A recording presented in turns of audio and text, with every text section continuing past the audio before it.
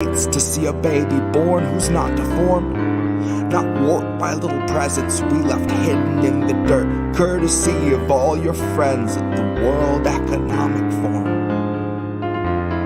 courtesy of civilized political decorum, unity across the aisle, both sides agreeing via war crime quorum.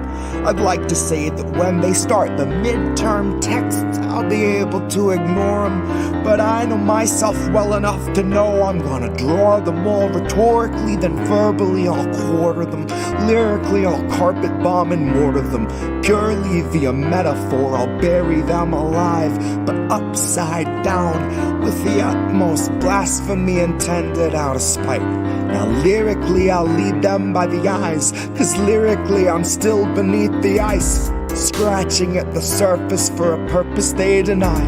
And every time they smile and they look me in the eyes, suddenly I'm 6 feet under subprime, 6 feet standing firmly in between you and the sunrise. And now your movement's as restricted as the sunrise.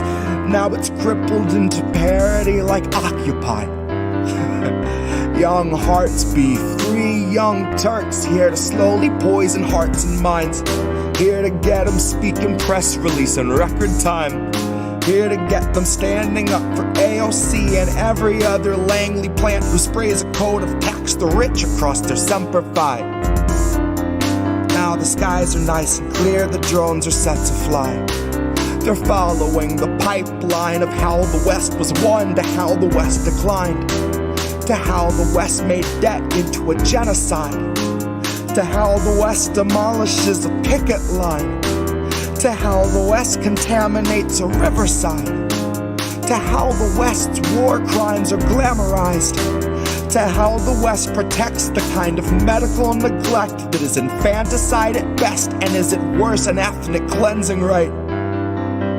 Now it's safe to say it's all fun and games until the feds arrive. Oh shit.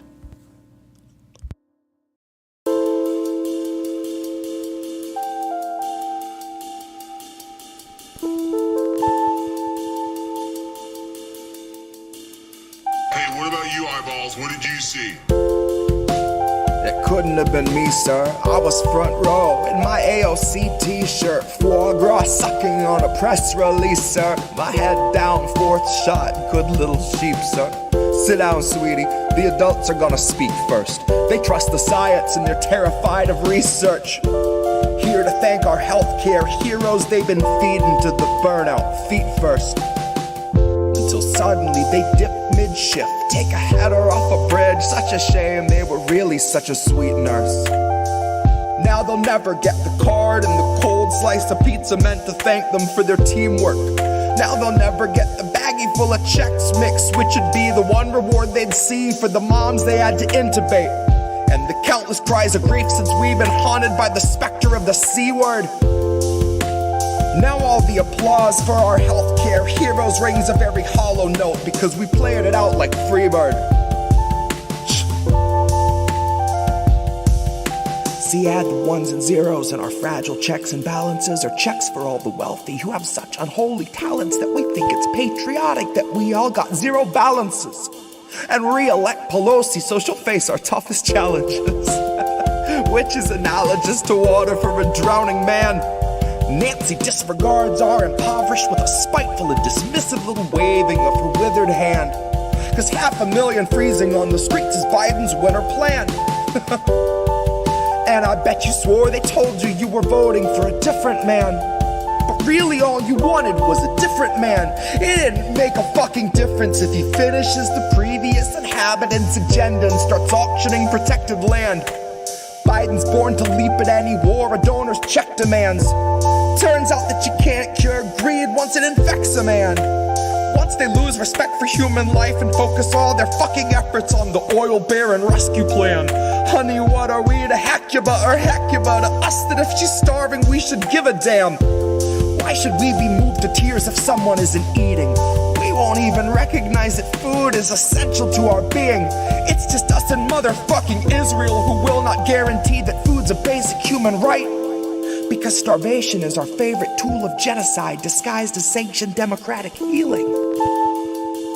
That's me in the corner, losing my religion, gouging out my eyes and then dancing on the ceiling. Jesus fucking Christ, what a feeling.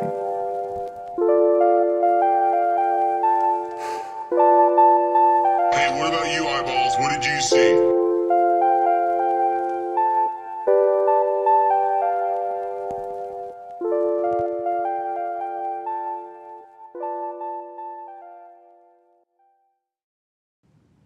If you fool me once, it's because I didn't think a guard was needed. If you fool me twice, it's because I didn't learn the lesson, so it bears repeating. If you try the same play 3 times running, it's because you know what's coming, and you didn't come to lead, you came to purposefully be misleading. Democracy is dry, it's been a century bleeding. The husk is gaping open to the sky, out in the field where all the sheep just keep on circling and worrying and bleeding. They're waiting for the shepherd that they've tried to hide their faith in, but he's so appealing. They'd gladly give their fleece, it's such a freeing feeling that even when he leads them to the ledge and starts to urge them on, they're positively beaming. They were told that they were on their way to save democracy, so even as they plummet, they just gloat, they don't consider screaming. And halfway up the cliff, the shepherd's cozy little mittens wrap around the staff of shattered human hopes on which he's leaning. He shows the gentle grin that used to stir your inner spark, and he says, "Not me, us," as he gestures to the oligarchs. He knows that if he runs, they're gonna stop him like a stolen car. And he'll easily surrender because it bought a lot of time for laying mines in all the grassroots. Suddenly, the tiniest of movements gets you blown apart. Suddenly, you're in a play that's set on an election day, and voting for the fire, unaware you're playing Joan of Arc. Suddenly, the shepherd pulls the rug and slips a hood across your clueless mug, and everything goes zero dark. I'm gonna warn you once more before it's 2024 and you fuck around and find out who your heroes are. To take a step back from the herd and you'll learn that you can spot who all the shearers are. If you really want to know the product that they're selling, I can take you where the mirrors are. If you think your voice is finally ready, I can tell you where the lyrics are. I hid them in a box I had to bury neath the cobble when they carpet bombed the promenade and raided all the street bazaars. Now all we've got's the marketplace, and you're too broke to even bother asking what the options for your treatment are. Suddenly, the raw debris of homeless human dignity will find it has 100 teeth for every badge and sweeper's arm. Suddenly, they speak in solidarity and each is armed. Suddenly, the sheep can see the shepherd for his truest form and all pitch in at once to help him buy the farm. And now it's zero dark, and all is calm and peaceful save the distant wail of sirens that approach beside the flames of dawn. Suddenly, the carrot's just a string that's on a stick, and all your movements make you sick because the prize is gone. Now we could go and flee into the forest low and meek, or we can exercise our right to feast and go and graze on Biden's lawn. 'Cause he's been sowing seeds that seep a toxin out to sap a bit from each of us and keep on leaching decades after Biden's gone. So regardless who they summon out of hell to come and do the job, it will not feel like Biden's gone. But in that time of hopelessness, you cannot trust the shepherd when he once again comes asking you to humor him his siren song. And it's cute that you can innocently, honestly assume that's just a symptom of a system that was wired wrong, and not the standard feature, basic function, primary objective of a mass hypnosis firebomb. You don't need to know the words to cry along. Someday it'll hit you like an officer who pistol whipped their ride along. Broke his jaw and kept his job and kept it moving right along. That voting isn't red or blue or black or white or right or wrong. Voting's like a firing squad where you can choose the firearm. It's slow extinction by and large. It's Super Tuesday supercharged. It's all your futures, roots and all, just tossed out on a garbage barge. It's everybody dropping out to push the biggest oligarch. It's everybody voting fire, registered as Joan of Arc. If you thought you saw your freedom, it was truly a mirage. Freedom's locked a cell away from Julian Assange. Our First Amendment rights are by his side behind bars, and the next voices silenced will be ours. Rest assured, democracy is rotting in the dark. Rest assured, we vilified dissenters, pushed out black renters, and tore down their housing just to build a little urban park. God, I tell you, old America really knows how to leave its mark. Blaze a trail, leave 100 scars. Rip your free speech out your throat, demonize the man who told you it was so, and leave him freezing in a cell in Belmarsh, perpetually awaiting extradition, thrown to the wolves of claustrophobia and malnutrition. And all that we can hope is that we catch Uncle Joe in a fleeting, lucid moment of his flickering, senile fascist mission.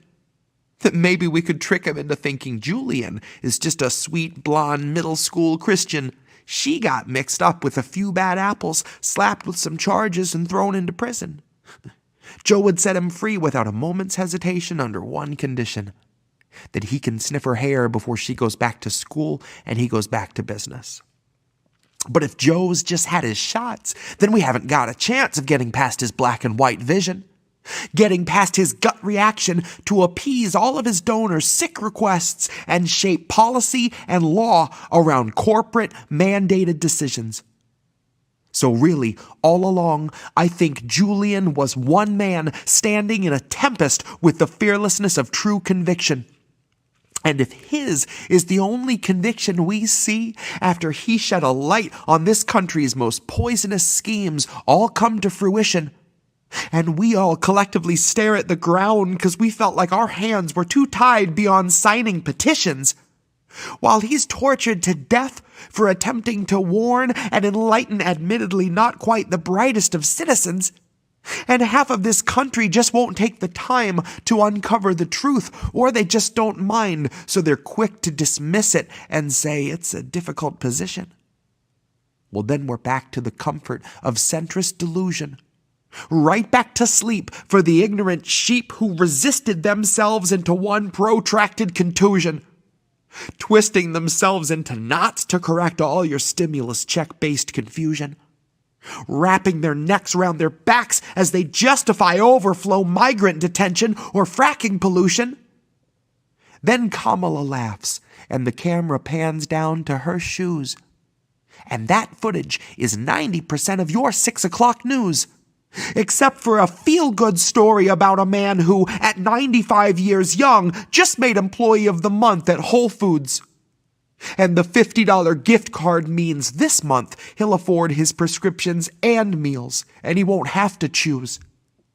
This is the machine that a man named Julian Assange threw his body on the gears of, for you. So to cry out for his freedom is the least that we can do. Now best believe the feds will serve to muddy up the truth, but rest assured the temperature in Belmarsh is an icy 22, and Julian is shivering in a solitary room without a view. Rest assured Obama loves a whistleblower just about as much as he loves weddings where he doesn't get to detonate the groom. Rest assured Obama bought the plot where all our First Amendment rights are gonna rot and demanded that they carve his smiling likeness on the tomb. So when you come to pay respects to your free speech rights, and a somber feeling hits you and you look up to the sky, the answer will be staring you right in the eyes to the questions of why and of who. So if you thought you saw your freedom, then they wanted you to. Human rights are mutable, and Julian is proof. Our First Amendment rights are stuck in solitary too. And the next voice silent might be you.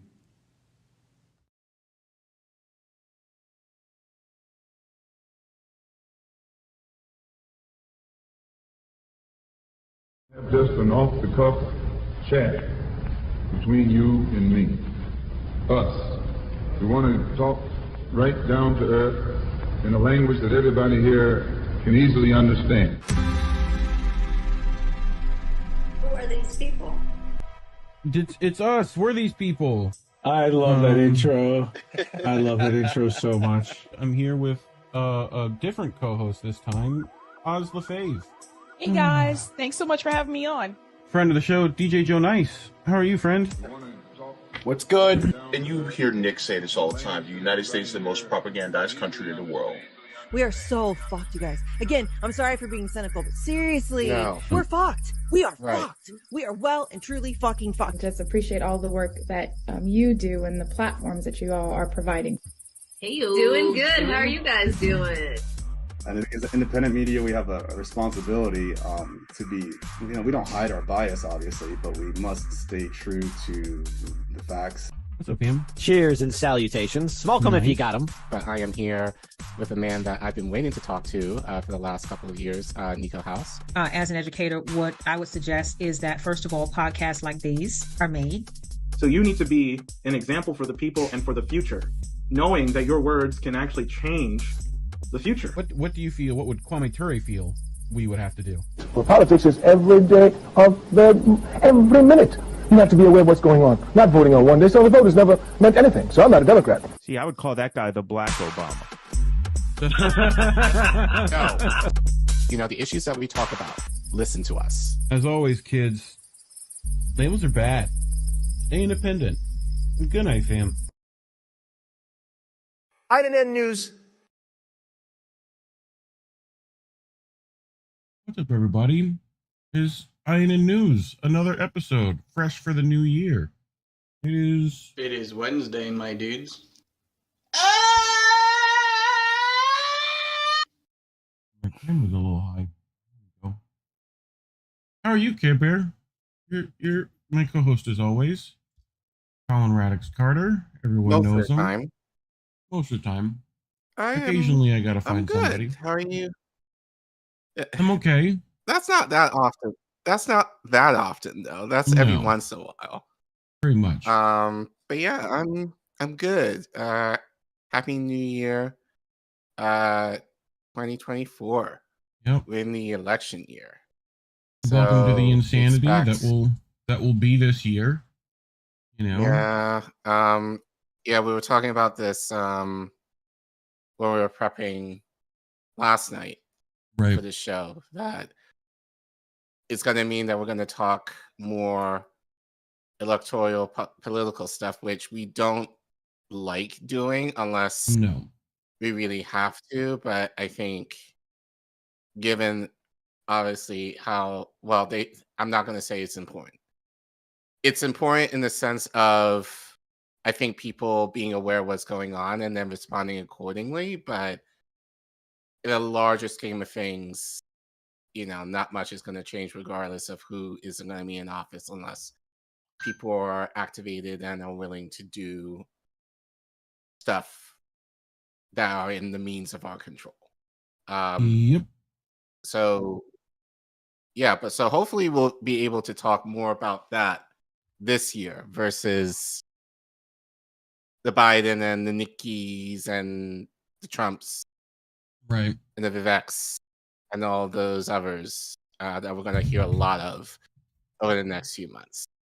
So, but yeah, but excited to start a new year. Shout out to Brett Wilkins. We kind of took a week off last week, but we did interview him regarding his coverage on Palestine. So we were able to do a pre-record with him last week and then premiered it as a INN News clip on last Wednesday. Mhm. So hopefully you guys check that out. If you haven't, please do yourself a favor, and definitely worth a watch, I think. And yeah, as we say each week, we appreciate you guys supporting us and loving on us and sharing our content, liking our content, subscribing to our content. Hopefully I said that word subscribed and the subscribe button Lights up. did the Should be magical down there. thing.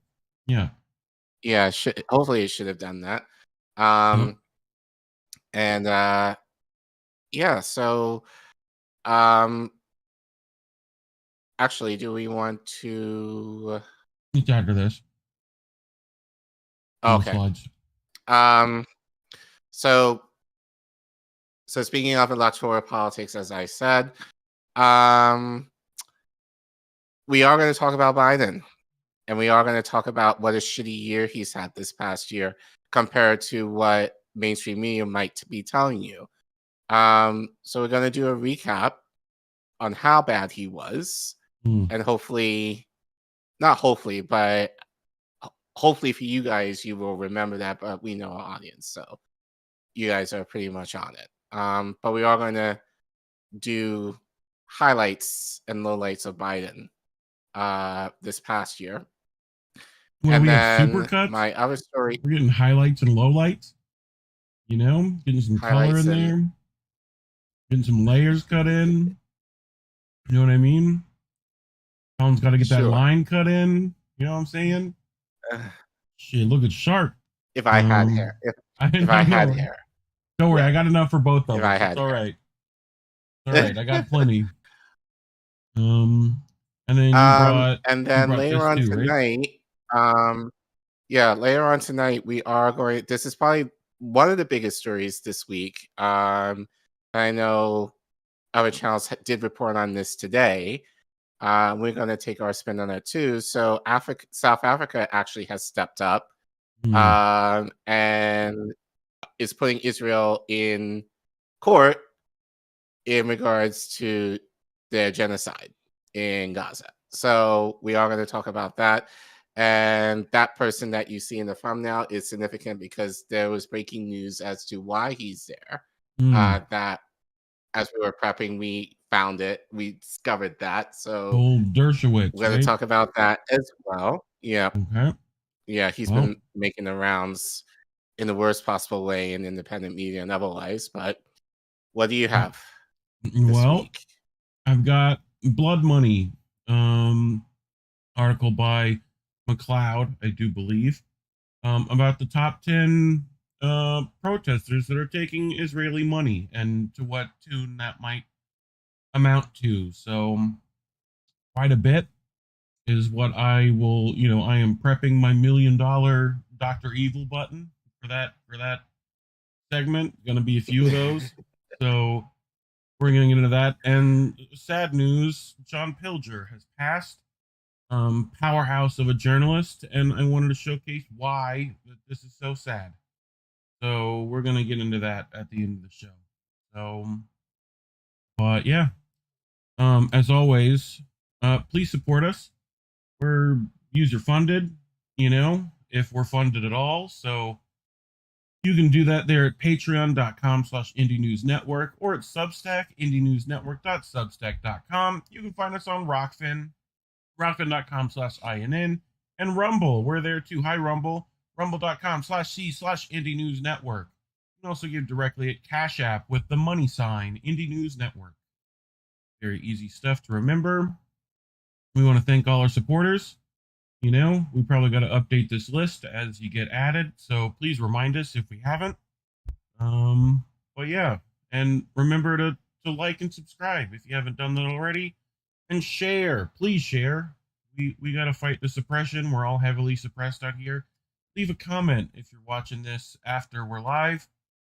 Help us get to 2K subs. We're on our way there, so shouldn't be long. I imagine at this point we'll probably hit that by couple spring. months, hopefully. Yeah. Yeah. The sooner the better. But yeah, you ready to get into your? I think you have an extra story, right? I do have an extra story tonight. So Fanto, this is a extra. So clip accordingly. So shout out to our editor Fanto, who always is timely with getting these clips out, cutting this up, and then sending clips out to us for us to upload. So Happy New Year, Fanto. Thank you. Appreciate you. So this is an extra story that I wanted to bring up, and I actually was inspired from Twitter, as usual for me, in terms of where I choose my stories. And I saw a few people that I know of kind of mention this around New Year's. So this segment is called Heartbreak Day. Some of you might be wondering what the hell is Heartbreak Day. So this tweet from African and Black History, they write, in the Black community, New Year's Day used to be widely known as Hiring Day or Heartbreak Day because enslaved people spent New Year's Eve waiting, wondering if their owners were going to rent them out to someone else, thus potentially splitting up their families.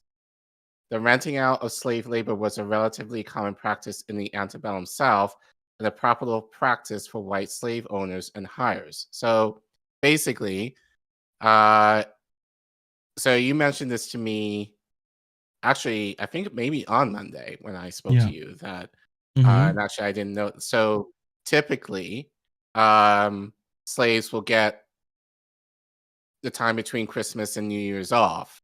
Right. With the idea that this was going to happen on New Year's. So, so the idea is that, like so this Poppin' John, right, as a lucky New Year's thing. You know, you're supposed to get your black-eyed peas in, right? Which is a Celtic tradition passed down through, what is it, Gulliga, right? I think that's how you pronounce that. Yeah. Where it's like they, Gala. Yeah. Where it's like collard greens are the cash and black-eyed peas is the change, right? So, well, yeah, basically, yeah, collard greens and black-eyed peas are synonymous with wealth. Yes. Obviously, green for money. Yeah. Black-eyed peas because plentiful, like a lot of it. Yeah. So, and you grew it usually, and then you obviously grew both those things. And you grew both those things. Like, so it wasn't just what Master let you have, pretty much. Right. So we've played this guy before. I'm going to give a shout out to One Mic History. He does a lot of great short clips regarding anything related to African American history. But I think especially with this is kind of one of those hidden history things that you would not find in a textbook.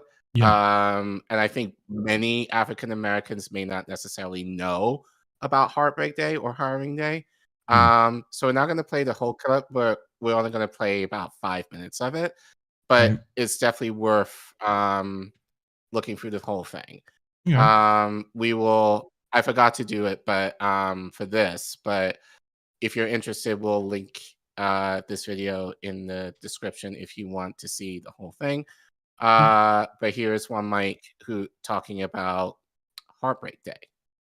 Today, New Year's Day signifies a fresh start and a chance to make changes for the upcoming year. Celebrations differ across cultures, but the common themes are societal gatherings, fireworks, singing, music, parades, and shared meals, as well as a hope for a prosperous and peaceful forthcoming year. However, once again, we have another holiday, which is a double-edged sword for African Americans. Before the Civil War, the first day of the year was often referred to as Hiring Day or Heartbreak Day. These names came about because of the heartbreak of the situation of enslaved people that used to face on the first day of the year. Enslaved individuals were forced to wait and sit in suspense to find out whether or not they were going to be rented out to another family, household, or separated from their own families. This practice of renting them out was alternative to selling a slave and a beneficial way for their white enslavers and hirers to make money. The idea of hiring out an enslaved person was not uncommon in the South. Historian Alexis McCrossan would explain that Hiring Day was a large economic system. Most of these payments and debts were taken care of on New Year's Day. This activity did take place all year long, but it was especially concentrated to New Year's Day. On this day, contracts between buyers and sellers, as well as between enslaved and their owners, could start and end. These agreements would often be conducted between friends and family members, businesses, associates, and enslaved people were sometimes exchanged in town squares, courthouse steps, and even on the side of the road. It's important to remember that enslaved people were viewed not as a human being, but as an investment and an asset, and as such, they could be rented, used as collateral, repossessed, and sold.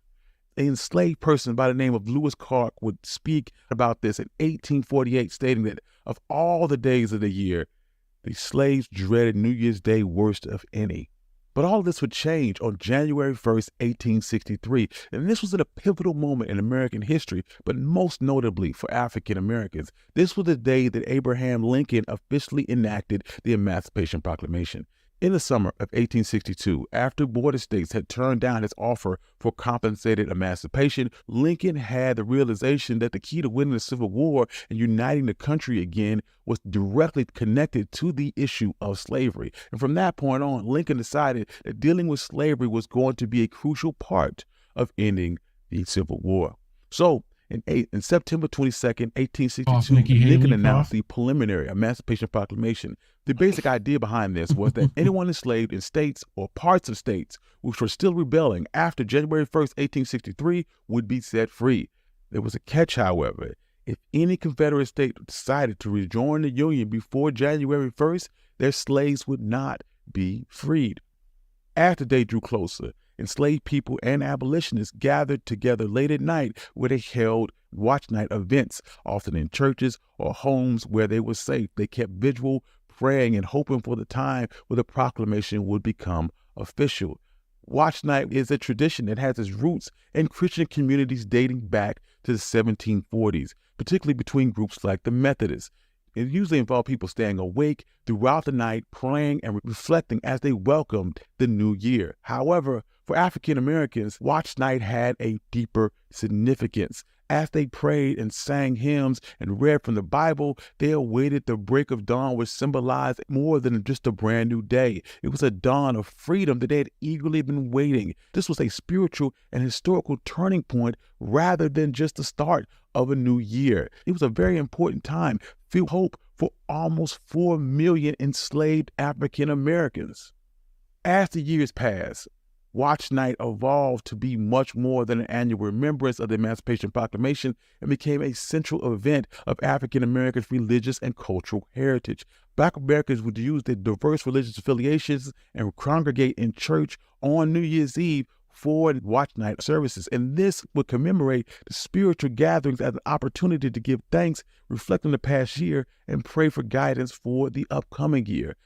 Early Watch Night services would include singing hymns such as Freedom's Eve, sharing of personal stories, overcoming difficulties, reading from the Emancipation Proclamation, and praying till midnight as the church bells rang to welcome in the new year, and it brings in a new spirit of determination. And this represents an unwavering faith and strength that's always been an important part of the African American community.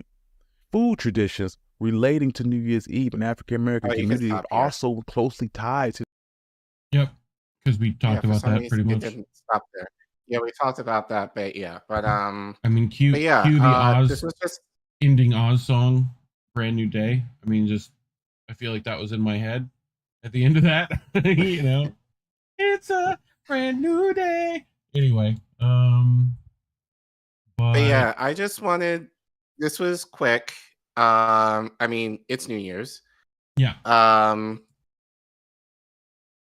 But again, this is kind of one of those hidden history things that I'm sure most people won't know about the significance of New Year's Day for African Americans, but then also the significance of watch night services that my mom would go to every, like she did that, you know. I've never heard of that. But I think, you know, yeah, watch night like services, it's very not a thing common. for- Yeah, like that's if you grew up in a church, you know, that's a thing.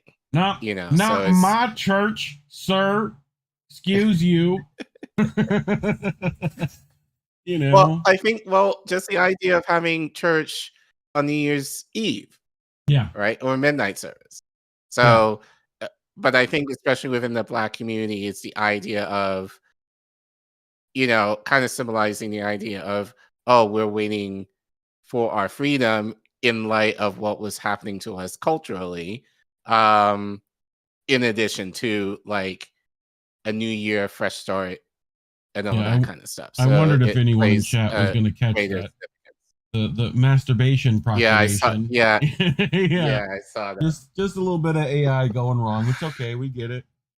It's, you know, it has difficulty sometimes. Yeah, I guess the AI wasn't very decided. Good. It had his mind in the gutter. But you know, no, you guys didn't have your minds much in the different gutter. That was proclamation. actually, I think. You know. But yeah, no. This is essentially like rent's due on the 1st. You know, Right. like, so we got to sell off some I of have our to wonder assets. Right. I Like- do wonder if this is the idea of a fiscal year, if it kind of comes from this idea of like, Sure. okay, you know, the fiscal Debts are year due. is debts are due, or, you know, we're going to start the financial new year. Right. So, and we're going to, and so I actually wanted to see, I should look into that a little bit more. I do wonder if that has relation to, Probably, you know, to some degree. slavery. That's probably been around My for a guess, minute. probably. You know, Right. slavery Or it probably just happened to be, but yeah, it just happened to be part of that. So, but yeah, you ready for our first story? Oh, yep. If you're watching this as a So- clip, don't forget Yep. to like and subscribe, share the stuff, to do the things, leave a comment, tell us what you think about it. You know, so but yeah, let me go check. Any Rockfin? That's where I'm heading next. Any Rockfin or Anna Mayer's holding it down on the Rockfin or- Rockfin. Actually, see if there's anyone there to begin with. Yep. And then let's check Um, Rumble. There's people watching, but no one in chat. Get in that chat, Rumble. Do it up. Let us know what you think. Right. But yeah. Well, not even. Just say something. Like anything. Say something that we know Literally that you type actually are anything alive. and hit enter. I'll take it. You know, like just We let will us know talk you're a about real it if you person. do. Right. Like we don't even gotta Right. make you do one of those like find the taxi. You know, just type anything. But anyway, you wanted to get to this, which I love this thumbnail. This is great. Like sad Biden. Oh, you know.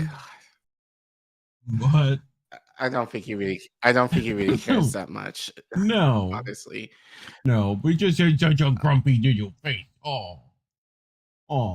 But yeah, as we said, we're in 2024. This is election year.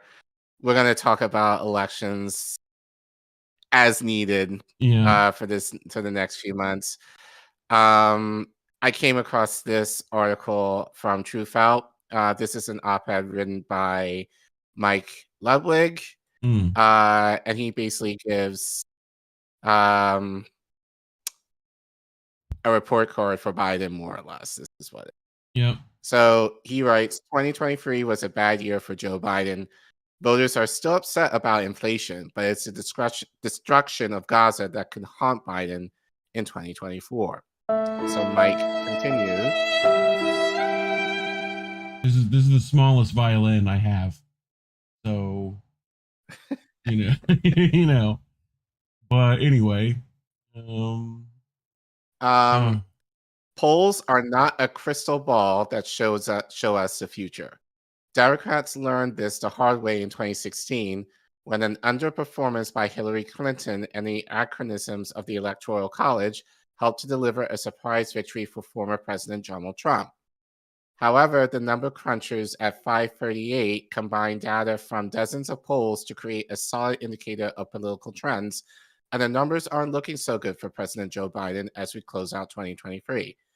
Biden's aggregate approval rating has slumped for much of the year and now hovers just below 40%, a few points lower than Trump's approval rating at this point in his presidency.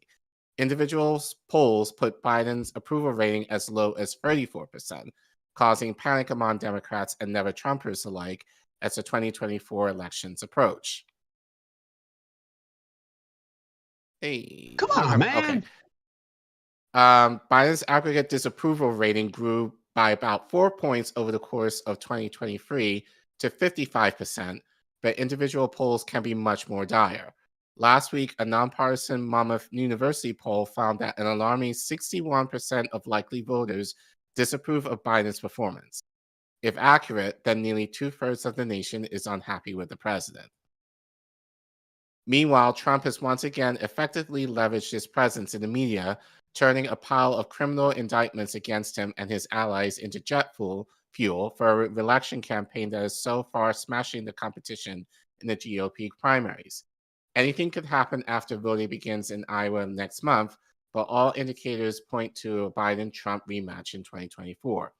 Recent polls suggest voters aren't happy with both options, but Trump is currently leading Biden in multiple swing states. The last year saw a widening gap between Biden's legislative and political achievements, at least on paper, and how voters view him.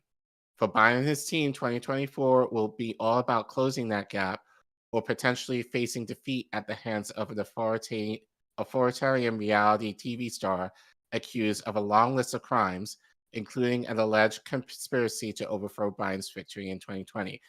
Okay, I'm going to pause here for a second because even with this, like, because I think I've read Mike's articles before, and he's tended to do this before in terms of he will kind of almost overemphasize the GOP side. And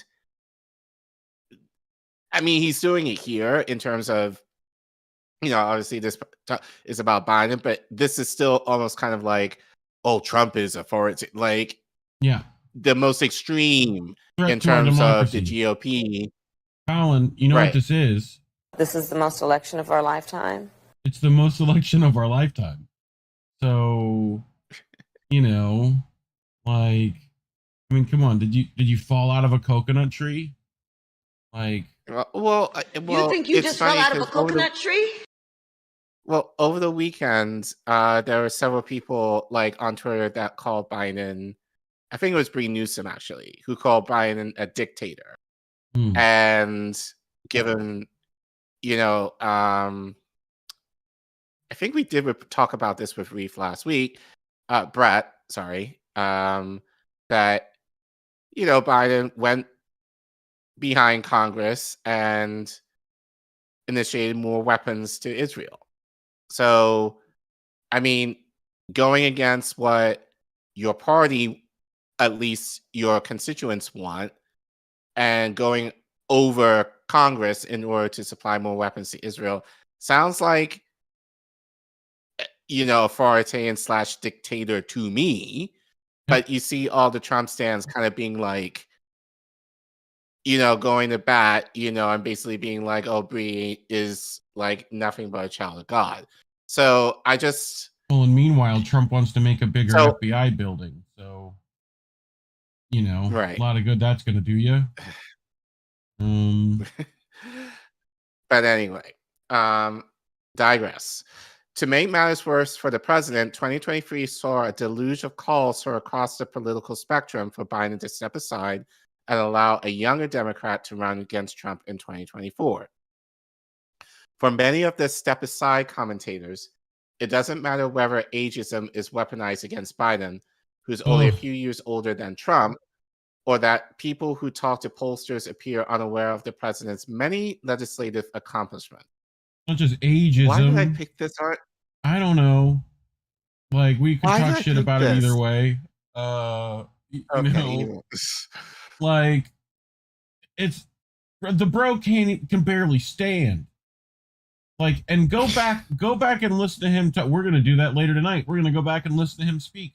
He don't sound the same. Like, it's no compared to 8 years ago. This is elder abuse. The dude's got dementia, and like Trump at least sounds coherent. I mean, he says nonsense, but he says it in a way that makes sense, versus like a random string of words and like literally turning to shake hands with ghosts. Like, that's anyway. Like, yeah. Biden is simply unpopular, their thinking goes, and the risk Trump poses to the country is just too great for such a gamble.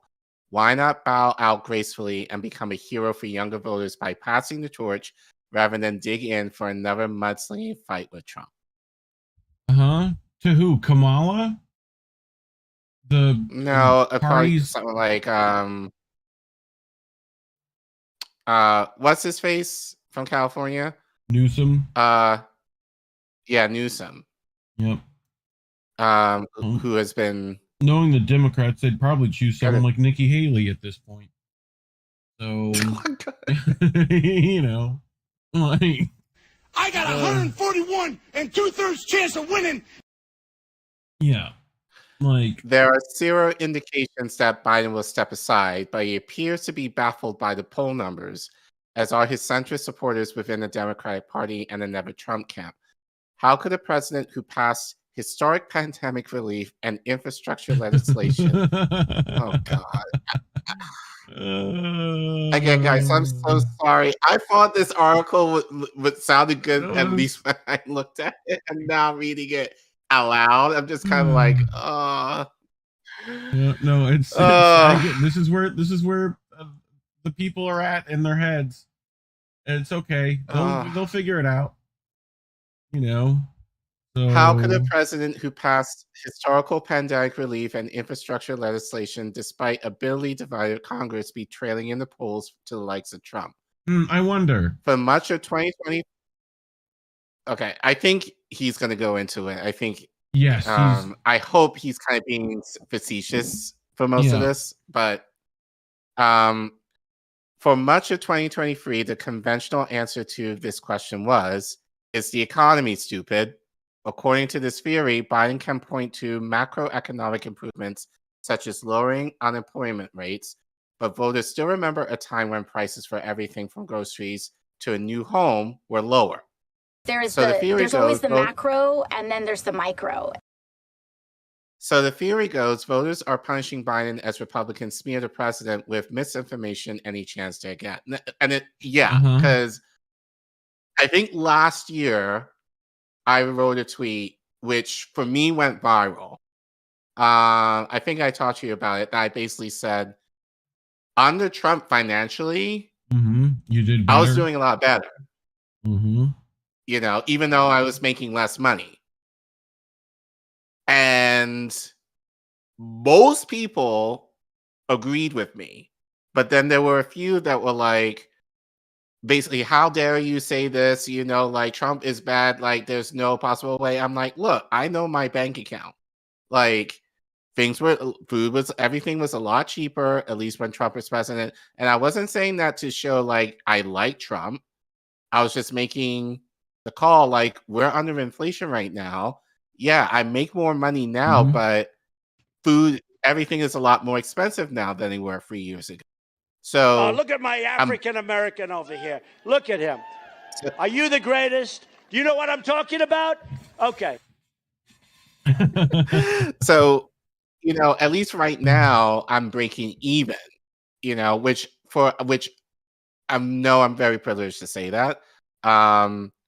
But I know other people who do not necessarily feel that same way. They're struggling right now. Yeah. So yeah, it's but yeah, like the fact that I said that, for a few people, they were just kind of like, you know, what Mike is saying here, like, you're shit for basically saying that. Like, there's no way that Trump, what happened, you know, right? Not to any fault of his own. Let's be clear, but no, you know, no. But yeah, this was pre-pandemic, so right. Anyway, inflation exists within the context of other economic problems, such as extreme wealth inequality and a widespread affordable housing crisis that Biden can't do much without sweeping legislation from Congress. Still, about 60% of the U.S. population reports living paycheck to paycheck, and pollsters say the Bidenomics messaging for the president's campaign is not clicking with the public. No. The Biden administration keeps tuning their infrastructure investments and a host of positive economic indicators, said Patrick Murray, director of the Monmouth University Polling Institute, in a statement. Those data points may be factual, but most Americans are still smarting from high prices caused by post-pandemic inflation. This seems to be what's driving public opinion. Right. I love how this is like it's like our marketing's not working. It's like, yeah, that's because it's marketing. Like, right. You haven't done anything. You know? Like, yeah, but we did this kind of stuff over here. It's like, no, you open the Arctic to drilling, you did more wars, you're committing a genocide, like, You have a giant checklist of cons right now. You know, your little TikTok influencers are not helping you. So, yeah. I should have put this tweet in, but there was a tweet that I reposted earlier today. It's from I have to see at JL Montello, who said, actually I have to go back. Here we go. I beg Democrats to understand that treating good policies like student loan forgiveness as a lottery that only applies to a small fraction of the people who need help doesn't endear anyone. It just pisses them off and makes them feel policy is arbitrary and doesn't benefit them. Yeah. So, yep. Yeah. So, like, I think that was very well stated in terms of the incremental stuff that people usually just say, oh, that's good. You know, like at least something is getting done. But it's the idea of like, not everyone benefits, you know, or at least benefits in a way that they feel. Like it's one thing. Look, people are selfish as fuck. Like people want to know that their vote actually counted for something. And like collectively, if people were feeling different things of how their lives were improving, that's one thing. But you can't just say, oh, we like unemployment is down when people are working several jobs, minimum wage is failing in order to make ends meet. You know, gas prices through the roof, like stuff that affects people day to day, like it has not been affected. You know, so of course people are gonna turn to the other side and be like, "Will you help us?" You know, so yeah. But he's gonna get to Sharon Zhang here, who I generally like a lot of times. Yeah. So, however, as Sharon Zhang has pointed out, Monmouth reported that Biden's approval rating ticked up to 44% in July, only to plummet by 10 points over the next few months as inflation remained steady. What could explain the sudden drop? On issues ranging from fossil fuels to Israel's devastating war on Gaza, Biden appears to be abandoning young Democrats and voters to his left in hopes they will return in 2024 when the only other option is Trump. And we're seeing Piper strategy again. Right. Yeah. And we're seeing that people are not falling for that. No. Well, if anything, they're falling for it. They're just falling the wrong way. You know, in the Biden admin's case. Like it's not a big enough threat to them anymore. So like okay. Like, in the months since Biden's approval rating hit 44%, the president embraced the Israeli government's retaliatory war on Gaza, even as it devolved into the current humanitarian catastrophe that's horrifying much of the world and leaving the U.S. increasingly isolated on the international stage. While Biden has called for Israel to respect Palestinian rights and support a two-state solution, he has shown unwavering support for the Israeli government, despite the mass protests against its right-wing leaders in 2023 and the well-documented and violent systems of apartheid that preceded the current war. Biden regularly urges Israeli leaders to show restraint and protect civilians, but that has simply not happened in Gaza and broader Palestine. Most of Gaza is in ruins, and thanks to Israeli blockades, much of the now unhoused population faces starvation, thirst, and disease as the IDF laid siege to hospitals and reduced entire neighborhoods to rubble.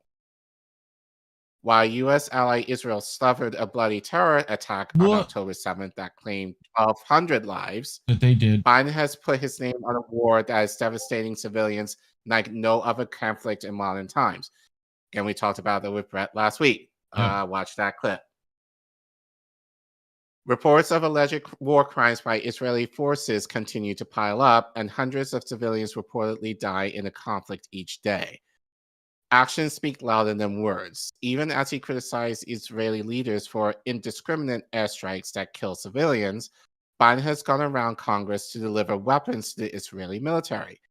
Muslim Democrats are threatening to withhold votes from Biden for failing to support a sustainable ceasefire as are countless voters who see the youth of Gaza pleading for help in TikTok videos. This could explain Trump's bump in recent head-to-head polls with Biden, with younger and Muslim voters registering their protests against the war in Gaza as the death toll surpasses 20,000. Indeed, opposition to the war on Gaza brought thousands of people out to marches and direct actions across the US and the world. The president has also championed the war in Ukraine and secured billions of dollars in US aid for the war against Russian invaders in the country's eastern regions. That conflict is entering its third year as a bloody virtual stalemate, with Russian President Vladimir Putin betting he'll get a better deal in negotiations if Trump replaces Biden in the White House. I mean, what's there to negotiate? Like, that's pretty much what Putin's going for. Like, I'm not negotiating. Like, right. You know. So we tried that. He did. He's actively proven he tried that. Like, that's the Russian invader bullshit too. Like, no talk about the bombing of the Donbass for 9 years. I don't know if it's these people don't know or that they know and think that it's fucking far left conspiracy nonsense to think that. You know? So, yeah. But with 70% of likely voters telling pollsters that Biden is not focused enough on issues that affect their daily lives, it's likely they associate the president with these bloody conflicts that dominate the headlines, rather than the greener infrastructure promised by the Inflation Reduction Act and championed by Biden, or the historic federal relief bills that aided the nation's recovery from the pandemic. Biden has 10 months to convince voters otherwise, or, at the very least, that 4 more years of Trump would be much worse. Unfortunately, the humanitarian crisis in Gaza will not have abated by the time U.S. voters head to the polls in November. Even after the fighting stops, the death toll will continue to climb as displacement and disease claim the lives of civilians, and bodies are slowly recovered from under the rubble of apartment buildings. Such images of Palestinian suffering will haunt Biden whether or not he secures a second term in November. Well, yeah. So, go ahead. Voting bad. Democracy simply doesn't work. This is the choices you're left with. So, if that's even choices, and third parties aren't much better right now. So, you know, good luck to them. That's what I'm going to say. I think the pressure's working, but the pressure right now is election related, which I want to see that pressure continue, even if the election is, over. Well, no, I think regardless, just, the numbers in Gaza are going up, and they will continue to go up indefinitely. So regardless if Biden or Trump ends up being president or whoever it would be, we're fucked. Israel is still going to be a major issue for the next few years. Yeah. And whoever is president is going to have to deal with that. I would imagine Biden will probably do something, not necessarily a ceasefire, but, to do something to try and win the young and Arab vote in particular. Yeah. But I think at that point it would be, I don't know what it is, but I can't imagine Biden just being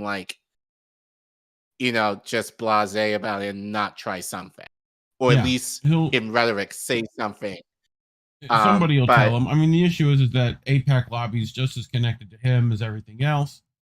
So he might try to find something else to try to stick Biden with, especially Ukraine stuff.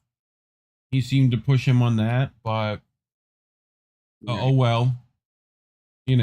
I would be interested if Trump, because Trump hasn't really said anything about Israel yet, but as far as I know, but I would be interested to see if, actually, I would imagine neither one of them, well, I can't imagine wanting to have a debate with Trump. I can't imagine it. But if he did, it's going to be I will bad. watch it just to see if Biden knocks him over, or Trump knocks him over anything regarding Israel.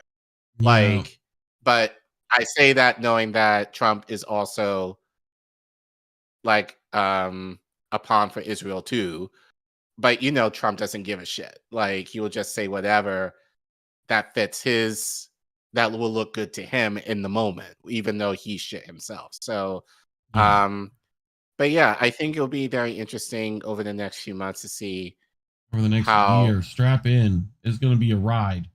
Right. So, right. But, and like I said, we generally don't report on stories like these, because the space is just saturated with this electoral stuff anyway. But, but given, obviously it is an election year, we're going to have to talk about it.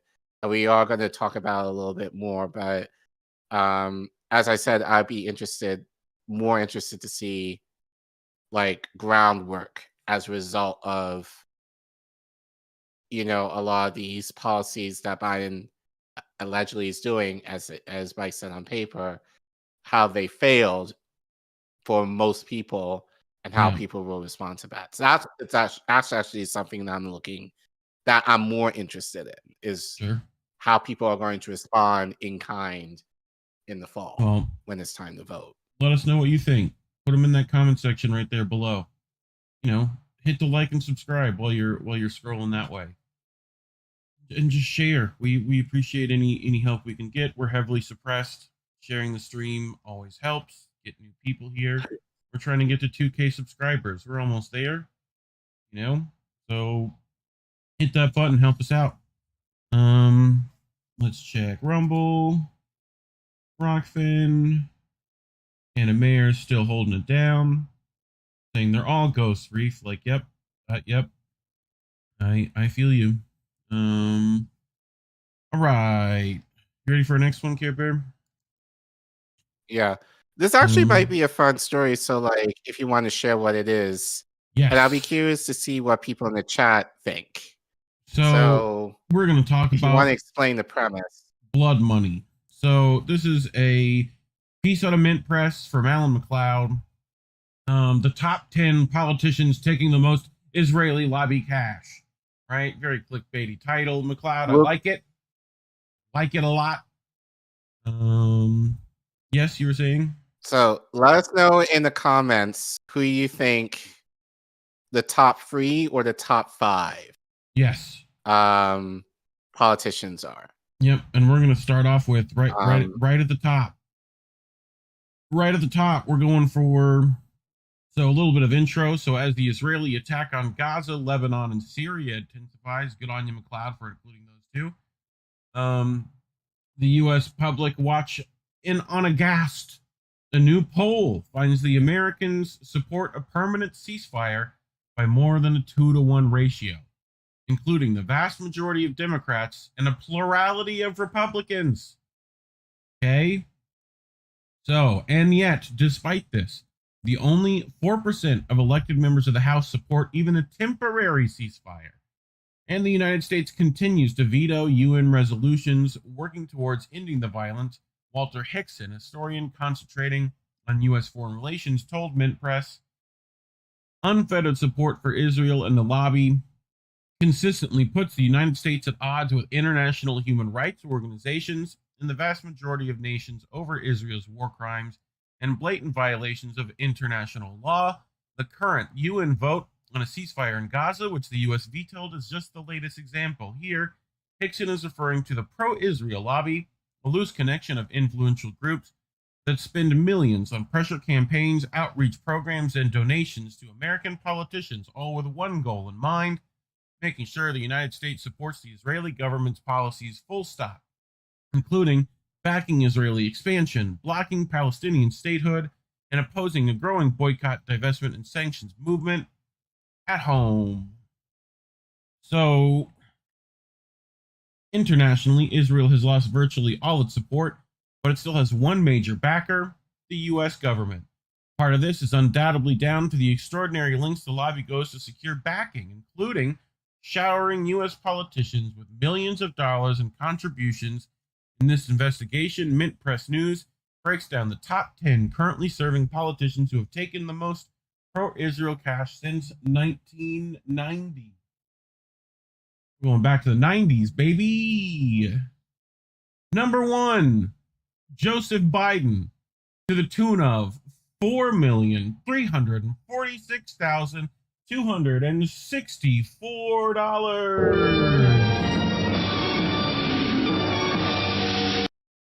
Since 1990, Care Bear.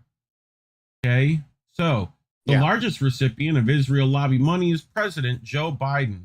From the beginning of his political career, Biden, according to his biography, Branko Marcetic, established himself as an implacable friend of Israel, spending his Senate career showering Israel with unquestioning support, even when its behavior elicited bipartisan outrage.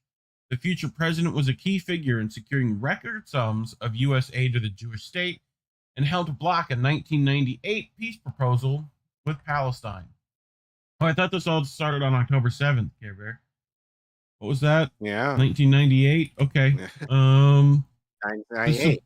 The support for Israeli policies has continued into the present, with his administration insisting that there are no red lines that it could cross that would cause it to lose American support. In essence, Biden has given Prime Minister Benjamin Netanyahu a carte blanche to break any rules, norms, or laws he wishes to. Look at him go up those stairs. He couldn't do that now.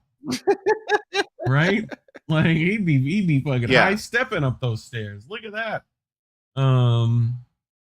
So this is included ethnic cleansing and war crimes, such as the bombing of schools, hospitals, and places of worship using banned weapons like white phosphorus munitions. The arms Israel is using come supplied directly by the U.S. In November, the Biden administration rubber-stamped another $14.5 billion military aid package to Israel, ensuring the carnage would continue. For his staunch support, Biden has received more than $4.3 million from pro-Israel groups since 1990. So I brought this. This is from Censored Men. I want to show you what that 4.3 million gets you. And here I did more fundraisers for AIPAC in the 70s and early 80s than just about as many as anybody. If I know AIPAC as well as I think I do, I don't think there's any senator who's ever done more fundraisers for AIPAC or gone around the country more for AIPAC.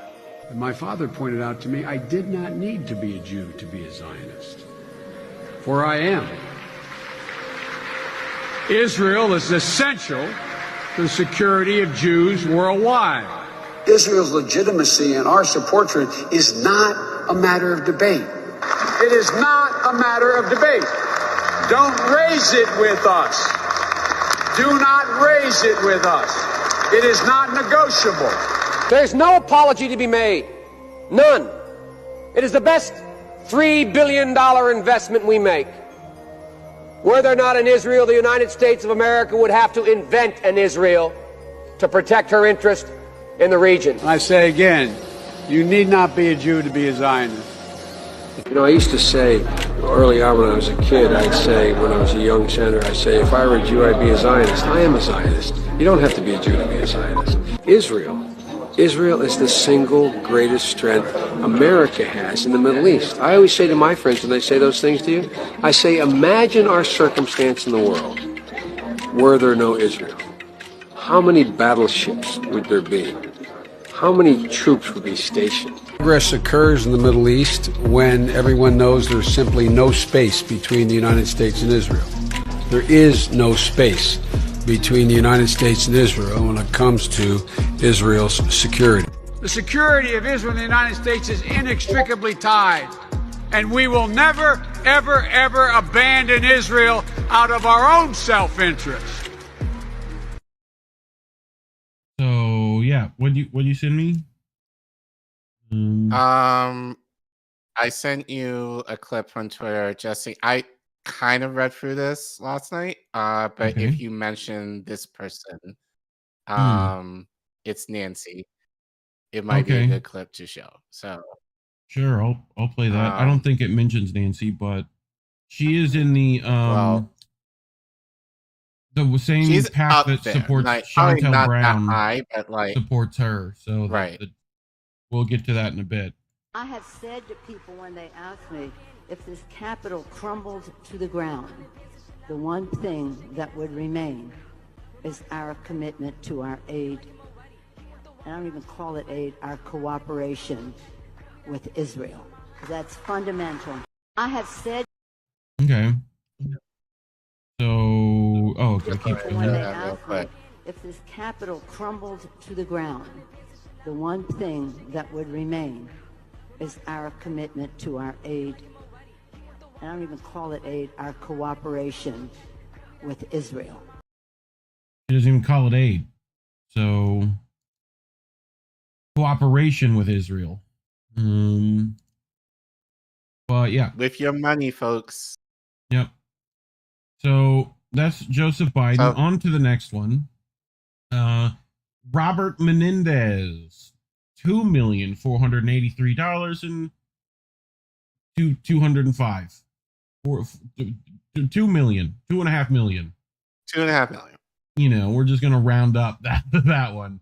The New Jersey Center has received nearly $2.5 million in contributions, and in the wake of the Hamas attack on October 7th, has been a key figure in the drumming up support for Israel, describing Operation Al-Aqsa Flood as barbaric atrocities that were an affront to humankind itself. Menendez gave an impassioned speech on the Senate floor where he addressed Biden directly, stating, here we go, of unspeakable evil, we must not mince words. We must not waver in our resolve. Every single one of us in this chamber has a moral responsibility to speak out unequivocally and unapologetically as we stand shoulder to shoulder with Israel and her people. Now, I've been staunchly devoted to this cause for 31 years in Congress. 31 years, Care Bear. He's been on that. So, can I go to the next slide, please? Thank you. He went on to claim that Israel and the United States are intrinsically linked and were founded on the same principles. Exploiting their indigenous. Yeah. Sure. Menendez also courted controversy after he demanded the U.S. help Israel wipe Hamas from the face of the earth, even as Israel was leveling Gaza by carpet bombing it. In October, he co-sponsored a Senate resolution standing with Israel against terrorism that passed unanimously without dissent. Next up, Mitch McConnell, Care Bear. Almost 2 million here. Yep. The Senate Minority Leader is one of the most powerful politicians in America and has used his influence to attempt to force through legislation criminalizing BDS. He's described the peaceful tactic as an economic form of anti-Semitism that targets Israel. McConnell is known to be very close to Prime Minister Netanyahu and has supported a bill condemning the UN and calling on the U.S. to continue to veto any UN resolution critical of Israel. Last month, he strongly opposed steps taken towards applying basic U.S. and international law on weapons shipments to Israel. Under current U.S. law, Washington is duty-bound to stop supplying arms to nations committing serious human rights violations. McConnell, however, said that applying these standards to Israel would be ridiculous, explaining that our relationship with Israel is the closest national security relationship we have with any country in the world, Care Bear. So, and to condition, in effect, our assistance to Israel to their meeting our standards, it seems to me, is totally unnecessary. This is a democracy, a great ally of ours, and I do not think we need to condition the support that hopefully we will give to Israel very soon. McConnell has received nearly $2 million from pro-Israeli groups, right? Right. Number 4, Chucky the Shoe at 1.7 million. I saw some of you guys put him at number 1. So he's up there. Yeah. So next on the list is McConnell's Democratic opponent, Senate Majority Leader. He's the highest paid too. Yep. Chuck Schumer, who had taken over $1.7 million from Israeli lobbying groups. In recent weeks, Schumer has taken the lead in steering the public conversation away from Israel's crimes and towards a supposed rise in anti-Semitism. Across America, to us, the Jewish people, the rise in anti-Semitism is a crisis, a 5-alarm fire that must be extinguished. The New York senator said, adding that Jewish Americans are feeling singled out, targeted, and isolated. In many ways, we feel alone. The idea that anti-Semitic hate is exploding across the United States comes largely from a report published by the ADL, which claims that anti-Semitic incidents have risen by 337% since October 7th. Buried in the small print, however, is the fact that 45% of these, quote, anti-Semitic incidents the ADL has tallied are pro-Palestine, pro-peace marches calling for ceasefires, including ones led by Jewish groups like If Not Now or Jewish Voice for Peace. Mint Press recently published an investigation into the ADL's fudge numbers and its history of working for Israel and spying on progressive American groups, which we covered here on this channel. You can go check that out in our playlist below. So there he is. Look, here's Chucky the Shoom. Who is he with, Care Bear? You recognize that face? Mike Johnson. That's Johnson and Jeffries. Yeah, Jeffries. Also, this is in 2023, November 4th. Also Zionist shells. Yep. So Schumer, however, has deliberately tried to conflate opposition to Israel's bombardment of its neighbors with anti-Jewish racism, writing today, too many Americans are exploiting arguments against Israel and leaping toward a virulent anti-Semitism. The normalization and intensifying of the rise in hate is the danger many Jewish people fear most. He has gone so far as to label Dave Zirin, a Jewish journalist who supports justice for Palestinians, as an anti-Semite.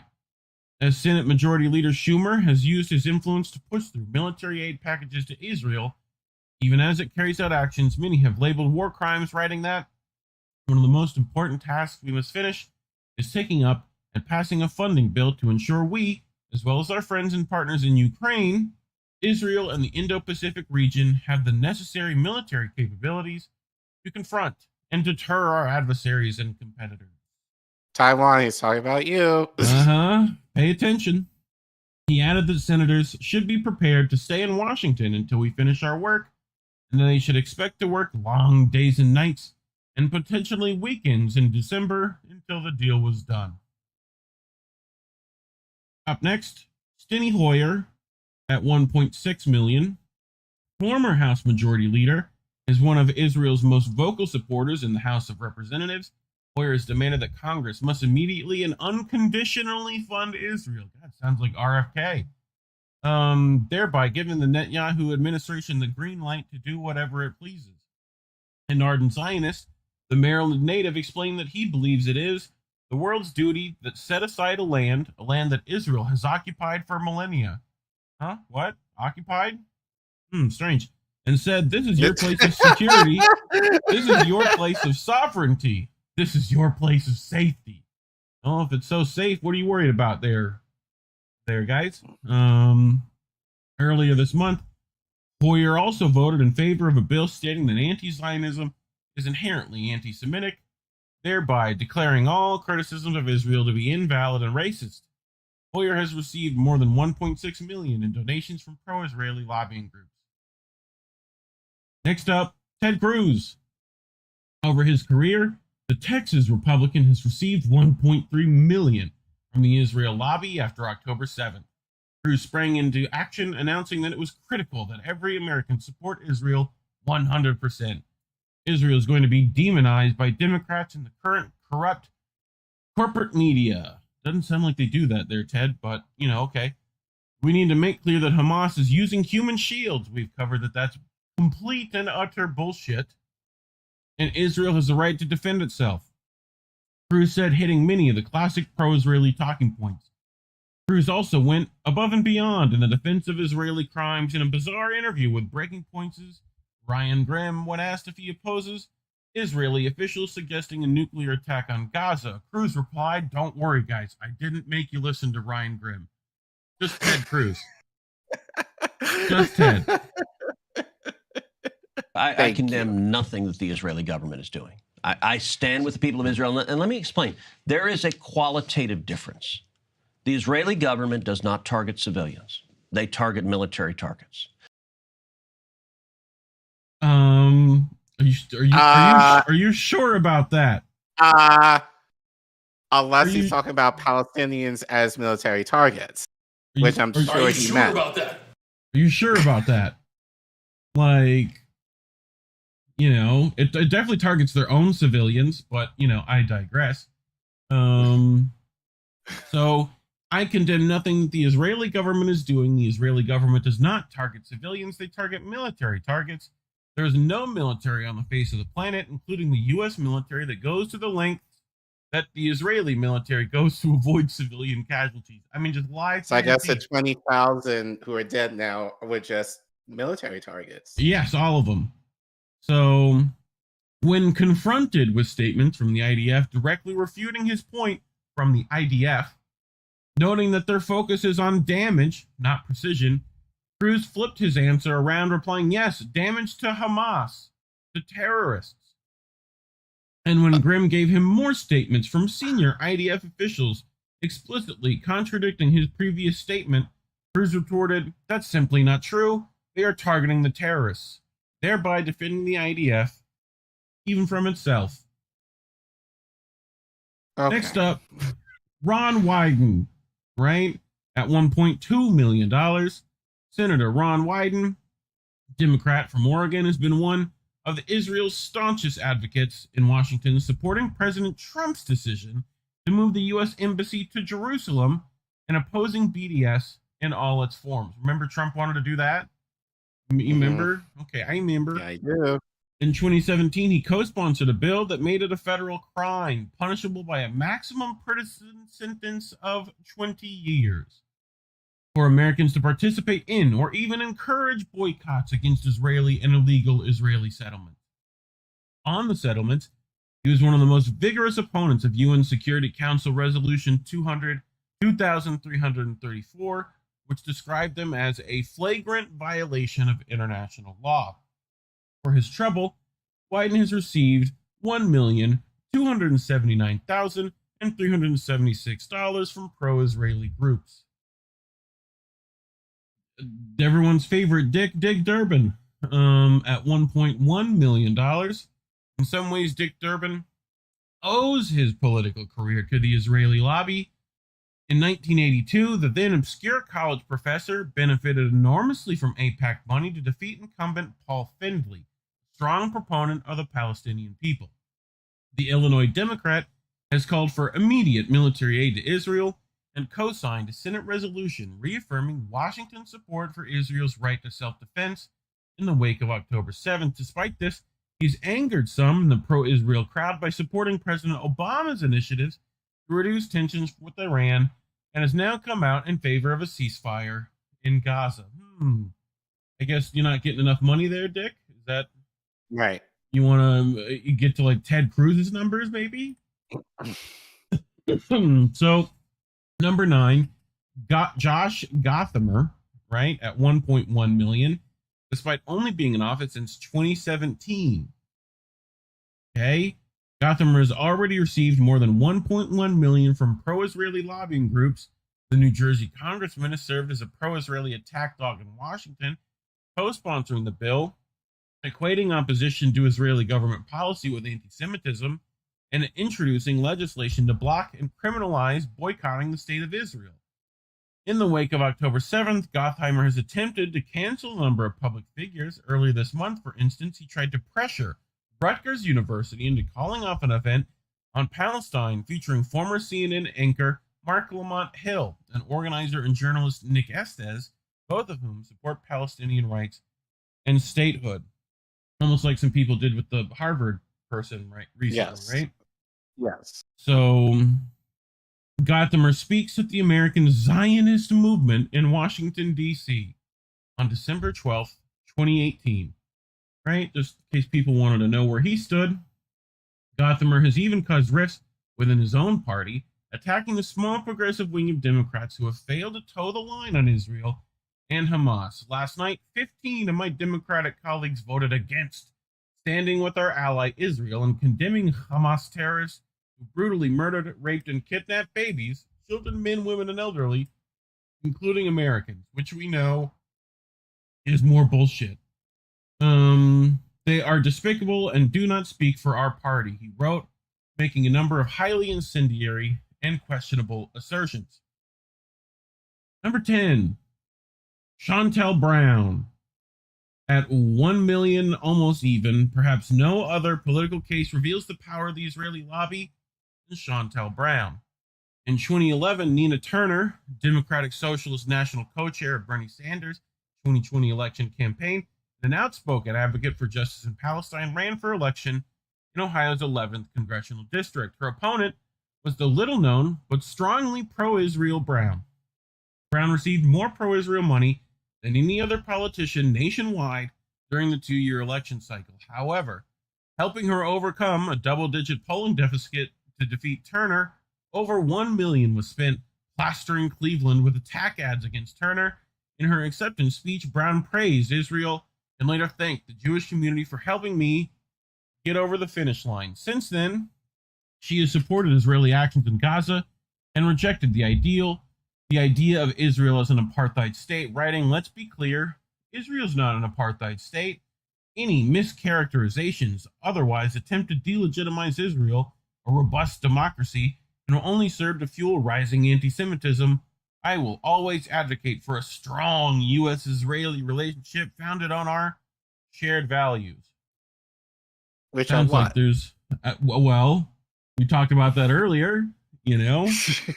I like to hear from Chantel, not you. Like, yes, yeah, I feel you.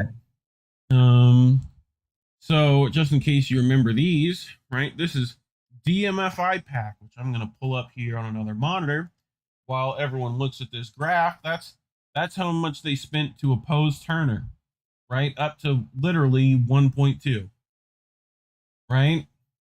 So, and to support Brown goes up to almost 2. So what is this DMFI pack, you ask, Collin? If I could actually spell on my other monitor. Here we go. We're going to take a look real quick. So here they are. Electing pro-Israel Democrats. Would you like to see their candidates for 2024? Yes, sure. You would. Not So, particularly, but we got here. I can also do a bit of this. All these people. Look, there's Nancy. Pelosi, Gothamer. Gothamer, Chantel. Chantel, Steny Hoyer. Hakeem Jeffries. What else we got? Catherine Clark. Jim Clyburn. Right, Costa, Haley Stevens, Menendez, Richie Torres. Look, Richie Torres is here. Who else we got? Debbie Wasserman Schultz. And that's it for now. That's it. I think there are more, right? They have their whole pack candidates there. I don't need to give them endorsements. So let's back out of that. But yeah, so that's it. Oh wait, I have a bit of extra. Thank you, Senator Sanders, for your strong opposition to a permanent ceasefire with Hamas. In terms of a permanent ceasefire, I don't know how you could have a permanent ceasefire with Hamas, who has said before October 7th and after October 7th that they want to destroy Israel. They want a permanent war. I don't know how you have a permanent ceasefire with an attitude like that. Any questions, Care Bear?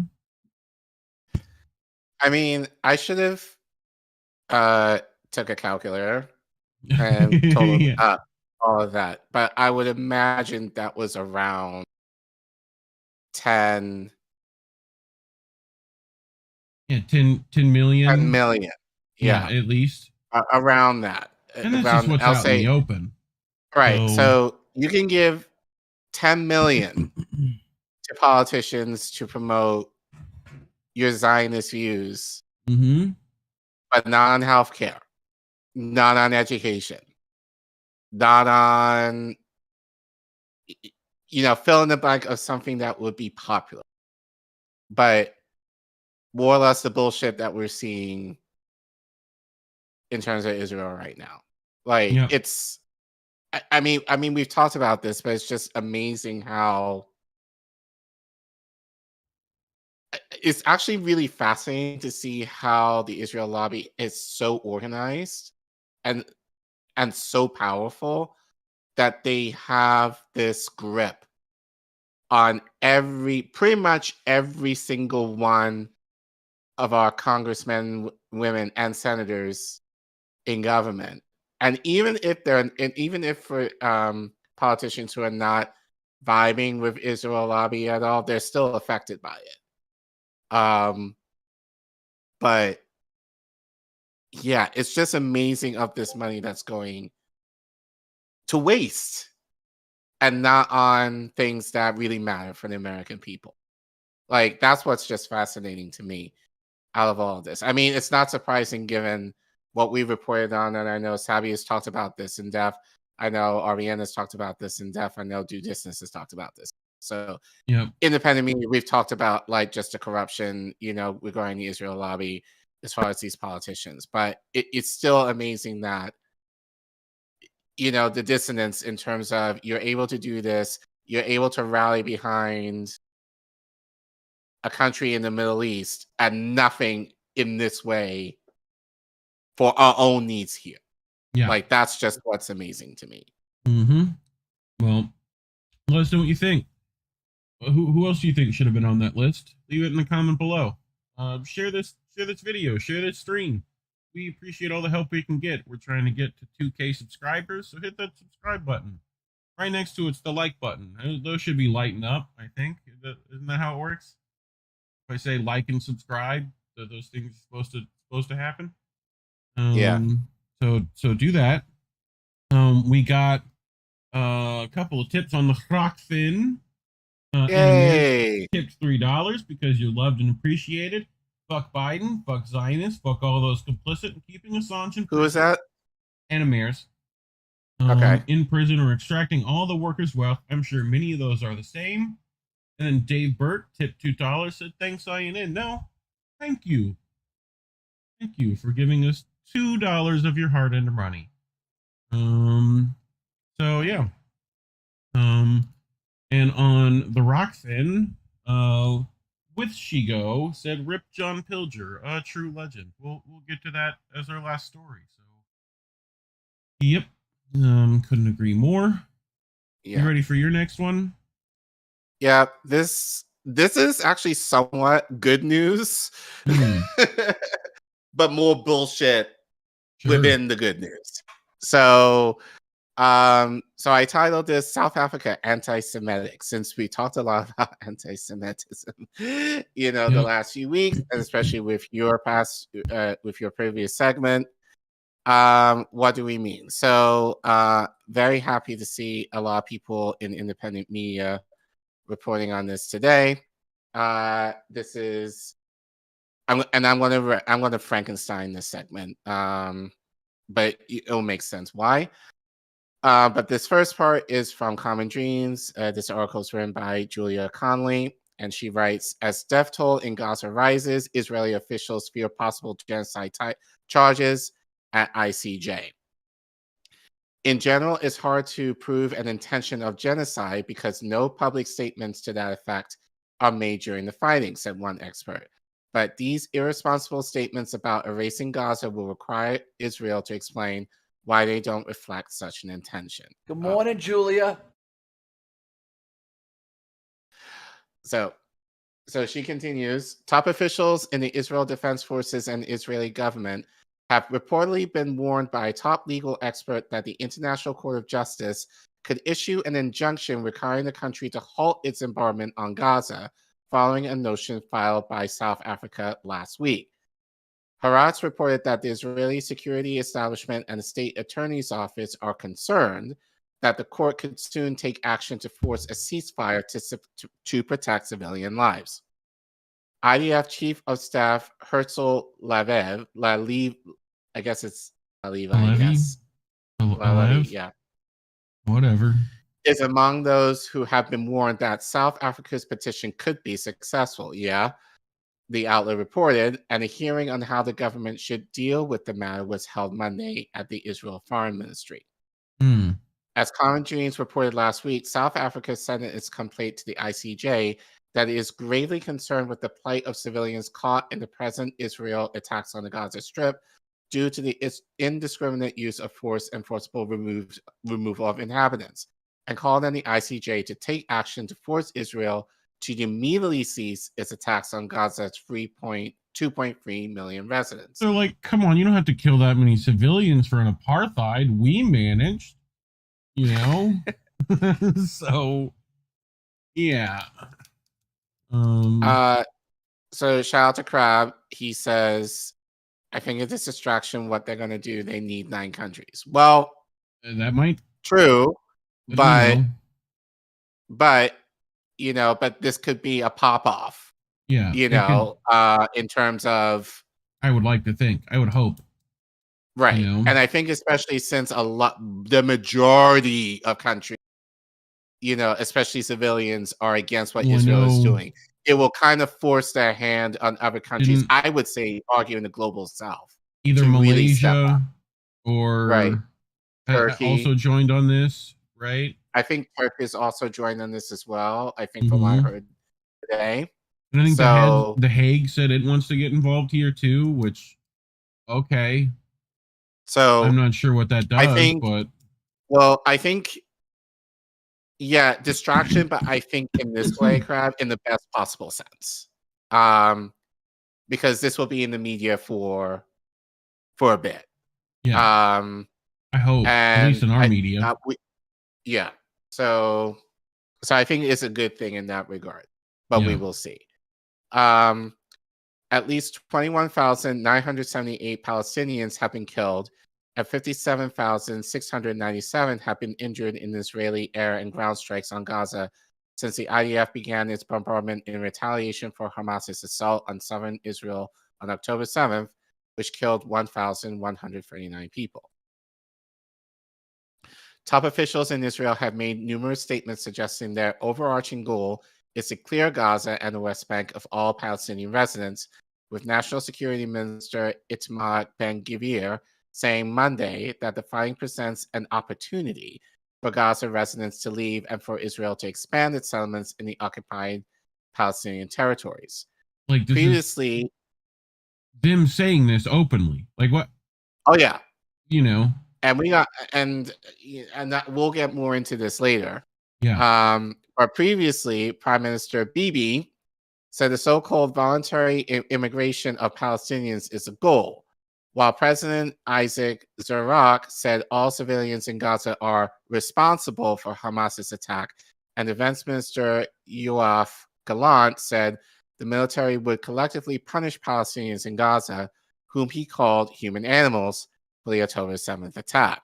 Keep in mind that voluntary migration is a war crime under Geneva Code in and of itself. So, well, yeah, you know. Professor Evlav Iblich.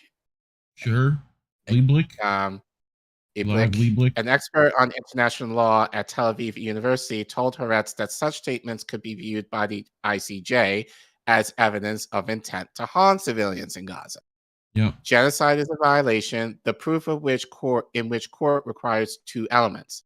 Lepchit told the outlet. First, you have to show intention of annihilation, and second, certain actions in the field that promote this intention. According to South Africa, the intention is proven by statements of senior Israeli figures and a public atmosphere of erasing or flattening Gaza, and the widespread harm to civilians and the hunger in Gaza show the factual element of the deed. You know what? I was going to do this later, but we're going to do this now, so I'm going to zoom ahead. Okay. We featured this last week with Brett.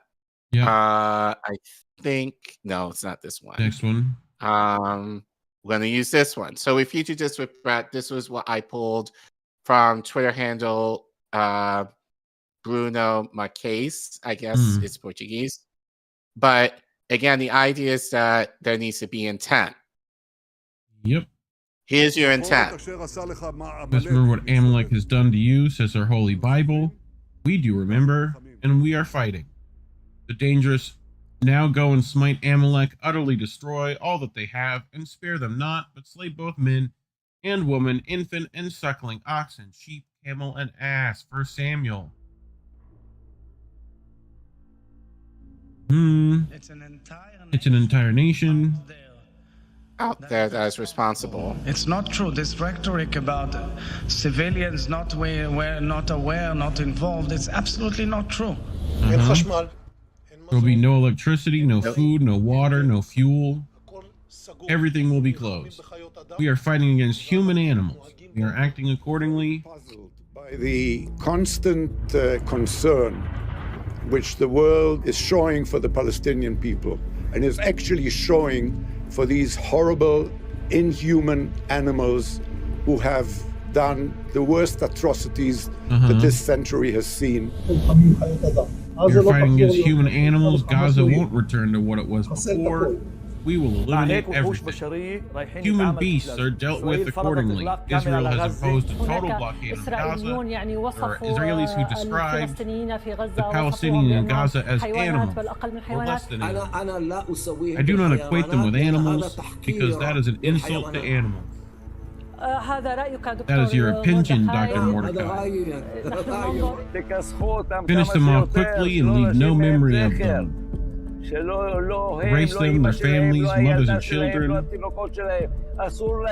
These animals can no longer live. If you have an Arab neighbor, don't wait until he comes into your house. Enter his house and shoot. Creating a severe humanitarian crisis, Gaza is a necessary means to achieve the goal. Gaza will become a place where no human being can exist. For the purpose of the goal, do you think that we can kill hundreds of thousands of Palestinians in the Gaza Strip and this thing will pass? Look now in the foreign media, there is a report in the name of Israel that 1 million Palestinians have already left to the south of Gaza, and anyone who stayed there is considered a terrorist. Invest this energy in one thing, erasing all of Gaza from the face of the earth. The Gazan monsters will fly to the southern fence and try to enter Egyptian territory, or they will die, right? Gaza should be erased.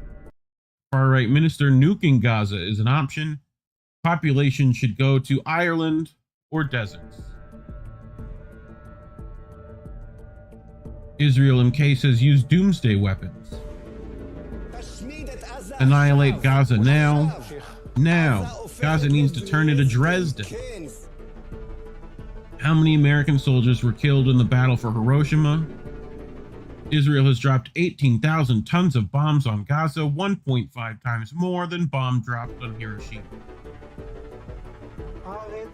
This land is ours, the whole country, all of it, including Gaza, including Lebanon, the whole of the Promised Land.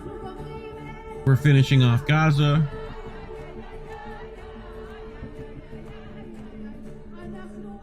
We are a light onto the non-Jews, aka Goyim. Yeah. Yeah, so intent. I think that's enough intent. But I think even with this, I think the public, we've been seeing a lot of these clips on Twitter and social media. Like, I'm sure that there's just going to be an inundation over the next few days and weeks of clips like this, which I'm sure Twitter, Elon is probably going to try and block in light of this trial, which is going to be next week, by the way. But I think, Crab, just in light of what you're saying, yeah, it's a distraction, but I think this is the kind of distraction that I think is a good thing, because I think it will activate people, like, I think even more so given what we've seen on social media at minimum. And I think it will force global South countries to kind of step up and actually kind of make a stand against Israel, which I'm sure many will. But but we'll see. But anyway, so we'll go back here.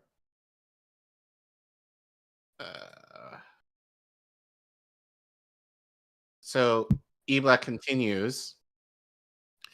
In general, it's hard to prove an intention of genocide because no public statements to that effect are made during the fighting, Ebla added. But these irresponsible statements about erasing Gaza will require Israel to explain why they don't reflect such an intention.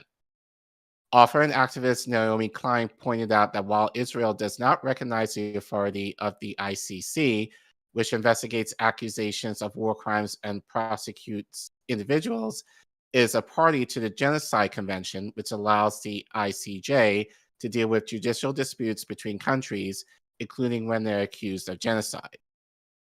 A termination by the ICJ that Israel has failed to stop a genocide by its military forces or has committed genocidal acts against Palestinian civilians wouldn't necessarily mean that an injunction would be immediately enforced, Iblik told Haaretz. But if it determines in a ruling or even a temporary injunction that a suspicion exists that Israel is committing genocide, you have to think about what this will say for the historical narrative. For this reason, too, the proceeding must be taken seriously. The ICJ is also considering a complaint made by Ukraine regarding Russia's invasion and a complaint against Myanmar about its persecution of the Rohingya minority group. Thank you, Reef. South Africa's complaint is intended to add Israel to this disrespectable group and verify also embarrass the U.S. as its ally, Iblik told Haaretz. Despite the fact that a majority of Americans support a call for a ceasefire in Gaza, the U.S. government has continued providing Israel with military support and defending its actions. Independent journalist Sam Husseini wrote Monday that a volunteer has compiled a list of international officials who ceasefire advocates can get in touch with directly to pressure other governments to back South Africa's petition.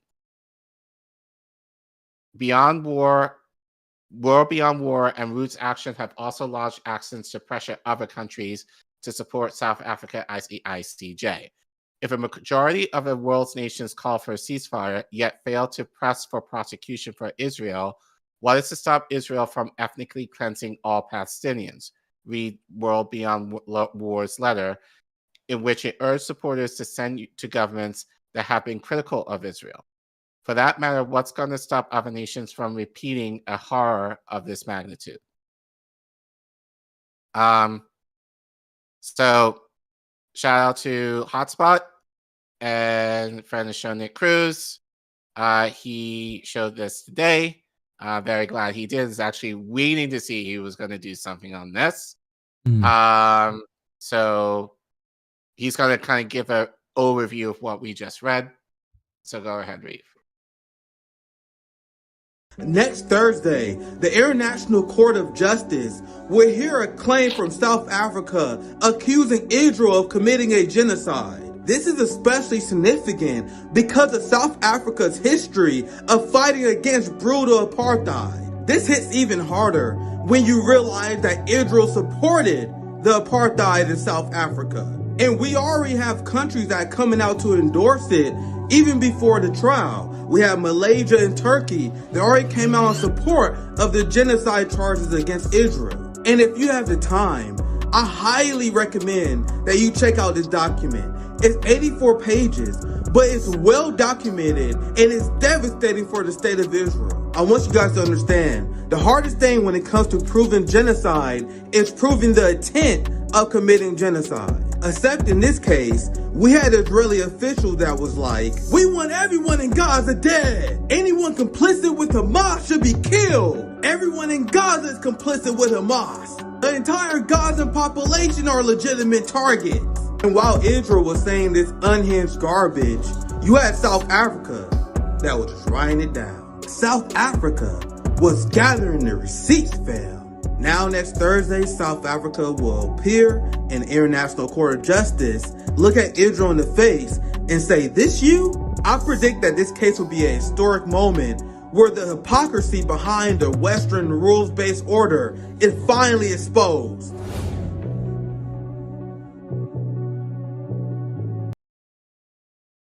Shout out to Nick from RBN and a Hotspot for saying, paraphrasing everything that Julia wrote.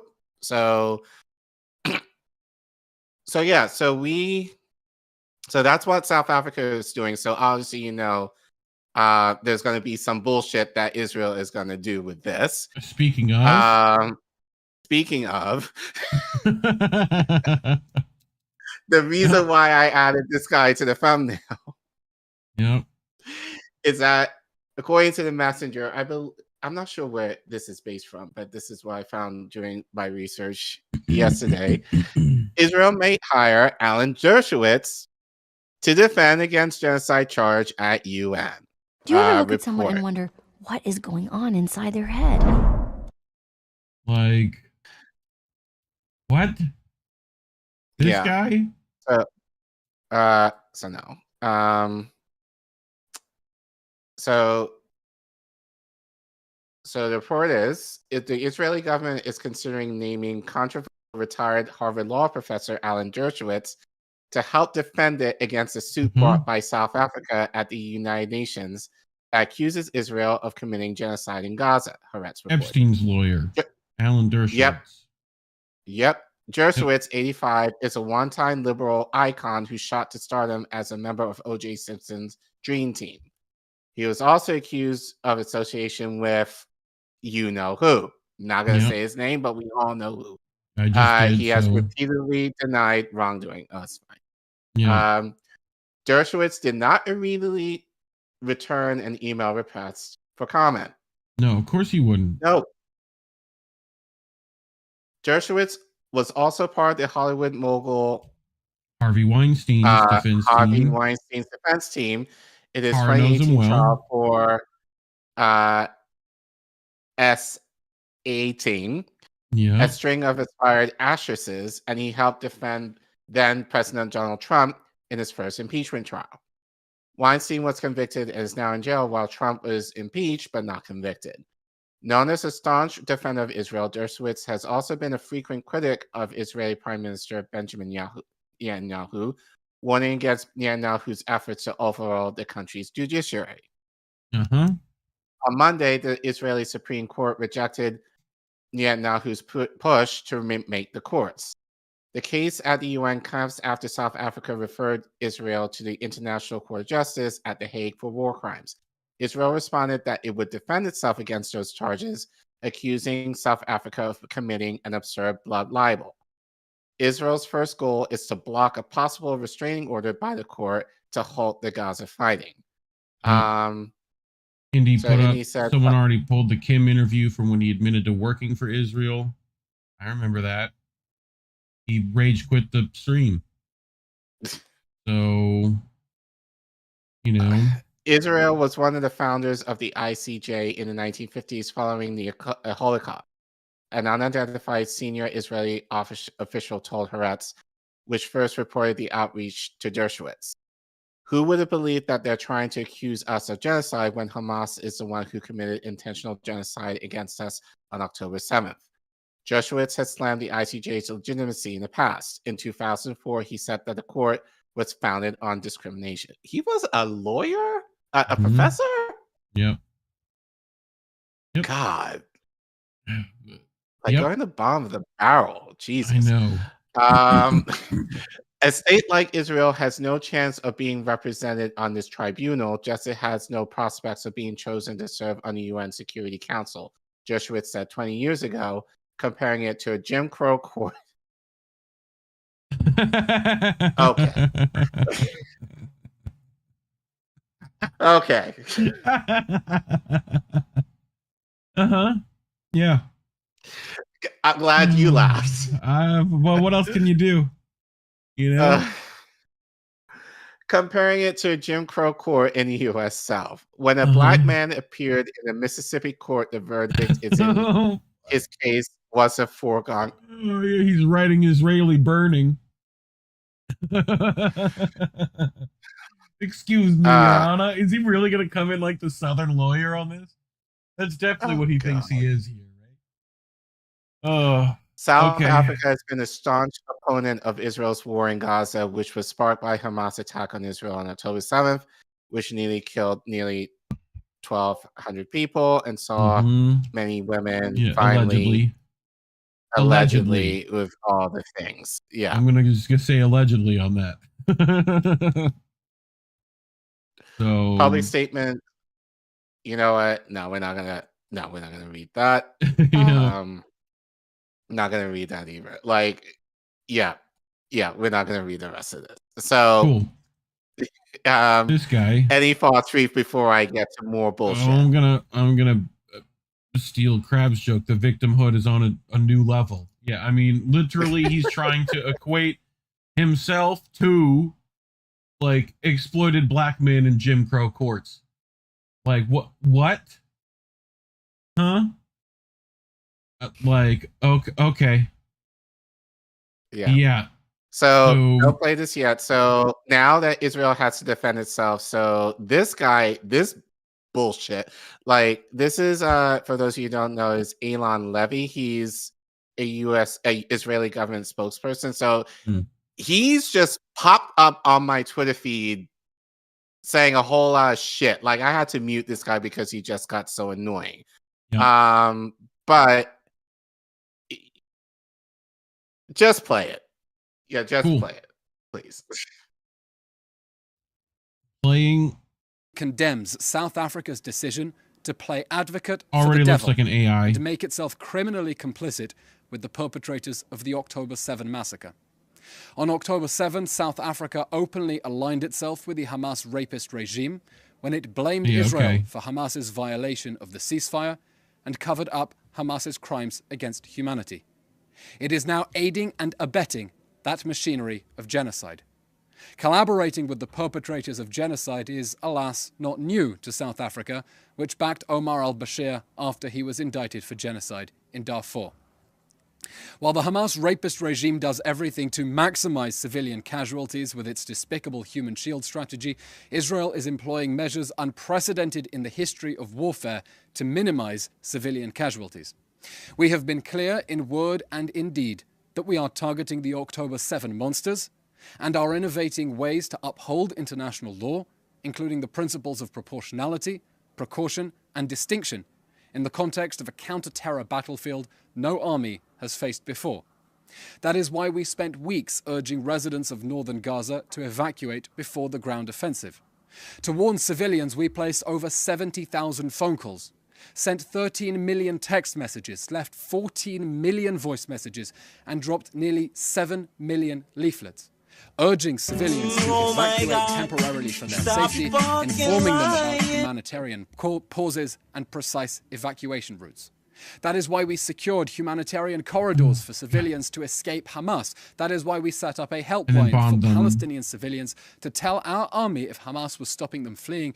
And that is why we designated a humanitarian zone in one of the only places in Gaza where Hamas was not already hiding behind civilians.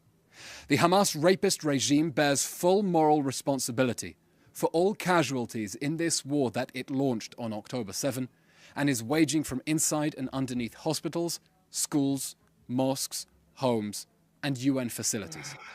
In giving political and legal cover to the October 7 massacre and the Hamas human shield strategy, South Africa has made itself criminally complicit with Hamas.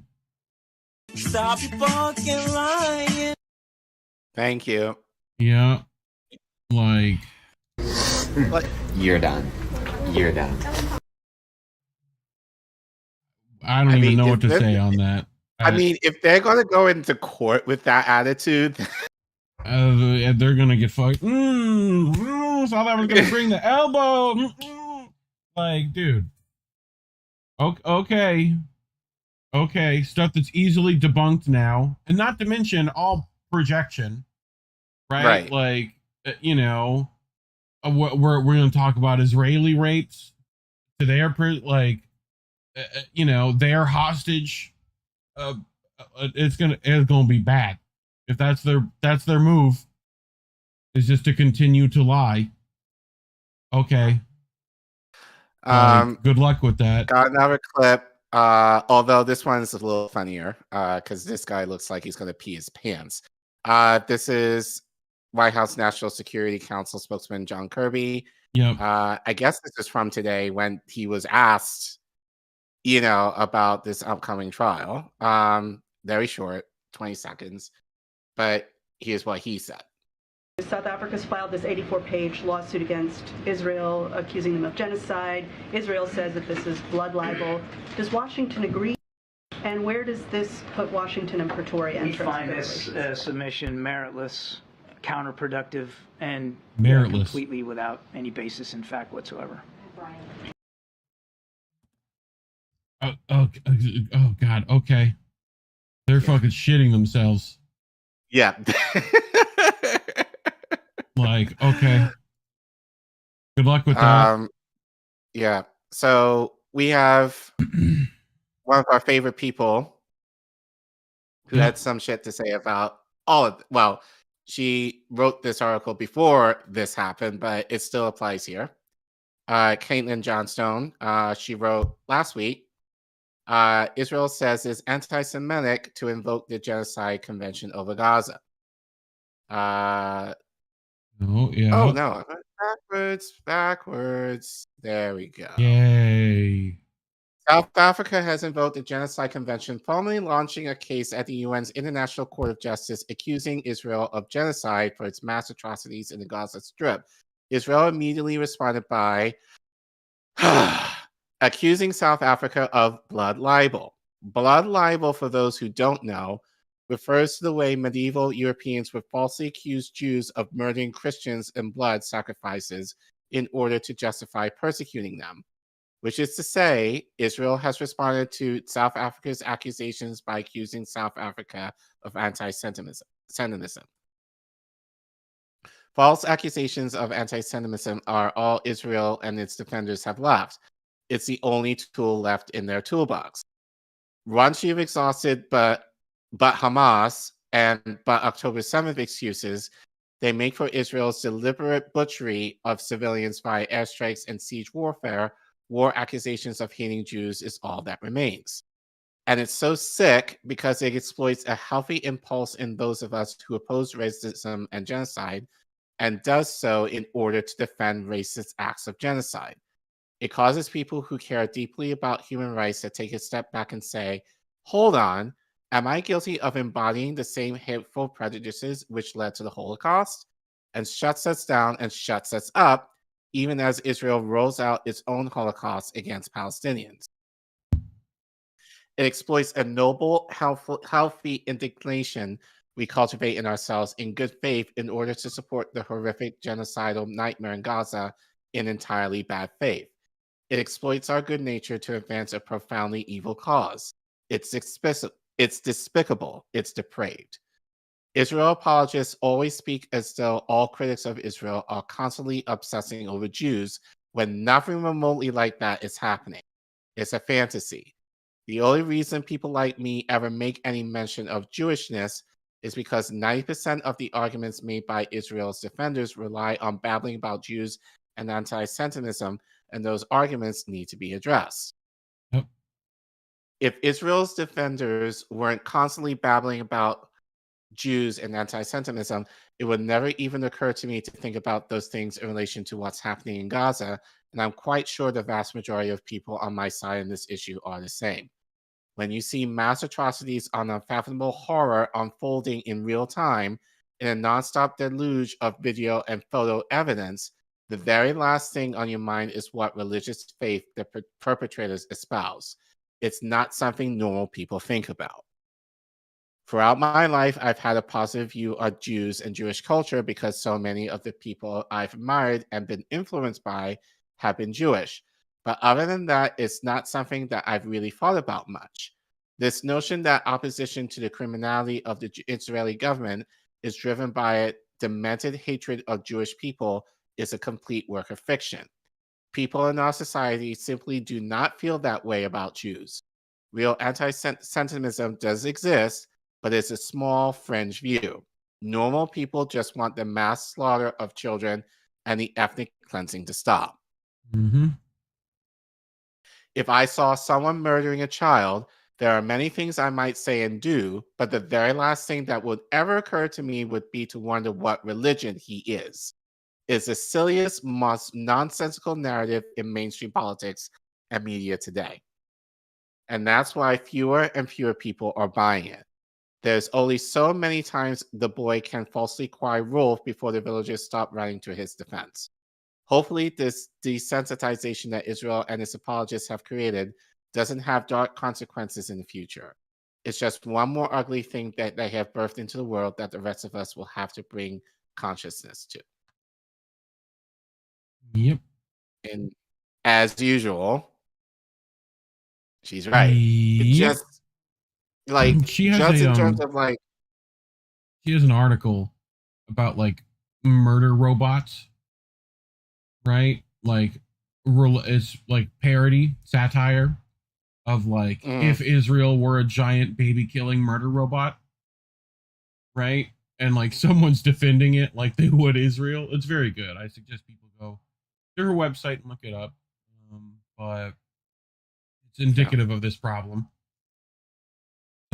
So if you want to go to the last slide, you actually pulled this for me earlier today. So Malcolm X had some stuff to say. Also Hotspot. Shout out to them. Good work over there. Regarding calls of, people saying if he was anti-Semitic. Yep. So go ahead. Are you anti-Semitic? Anti-Semitic? You've many of the things that I've read about you, and you've made a mention a couple of times about the Jews and everything, and I'm wondering if you are personally anti-Semitic. No. How can I be anti-Semitic when the Arabs are half the Muslim world is Semitic? If I was anti-Semitic, I'd be anti-Arab and anti-everything else. No, I think that in this country, there's one mistake that the Jews make. They put themselves in a position where whenever anybody gives an objective analysis of the role that they play, they defend themselves by accusing you of being anti-Semitic.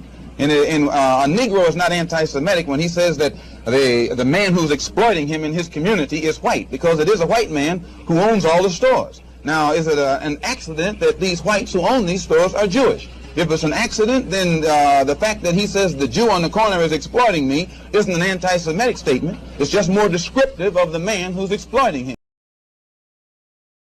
I mean, yeah. Malcolm was kind of legit.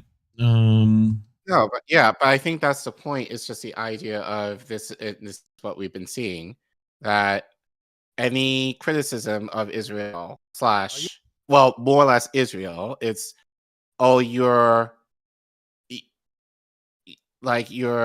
discounting me for my Jewishness or whatever. It has nothing to do with your religion. We don't give a fuck about your religion. I care more about your humanness and the idea of you committing these atrocities in Palestine. Like, that's what the issue. You just happen to be Jewish. So so that's really just more of the issue that I think, again, Keenan Johnstone had. But anyway, this should be we're definitely going to follow this, but this should be very interesting, because I think this will kind of and as I said earlier, I think I'm making the prediction we're going to see a lot more propaganda, but at the same time, more like clips like kind of what we just saw, probably on Twitter over the next week and following. So Crab, get to it. Like, you got your work cut out for you for the next few weeks.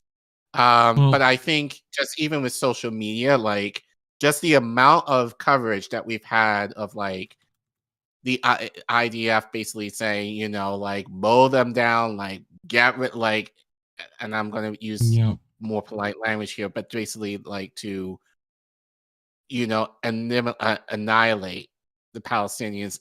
Like, that's going to be brought up, in court. And if anything, that will lead to more protests, especially in Europe in particular.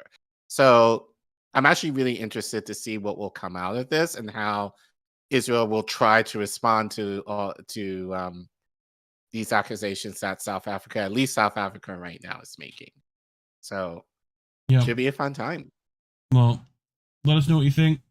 You comment. Make sure to share this. We're heavily suppressed as always. Hit that like and subscribe. Try to get that number to 2K. You should see it right there. Make it go up a little bit. But let me go check Rockfin and Rumble. See what's up. Indy over there on the Rumble saying stop murdering children. Yep, that would be nice. People still holding it down on the Rockfin. But yeah, last story of the night, and it's a sad one. Rip John Pilger. That needs to be talked about, though. Yes, I wanted to bring this up only because I wanted to let people know who don't know why this is a sad story. So, but we'll start with the news. It was with great sadness the family of John Pilger announced he died yesterday, 30 December in 2023 in London, aged 84.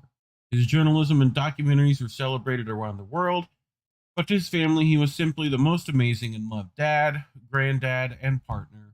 Rest in power.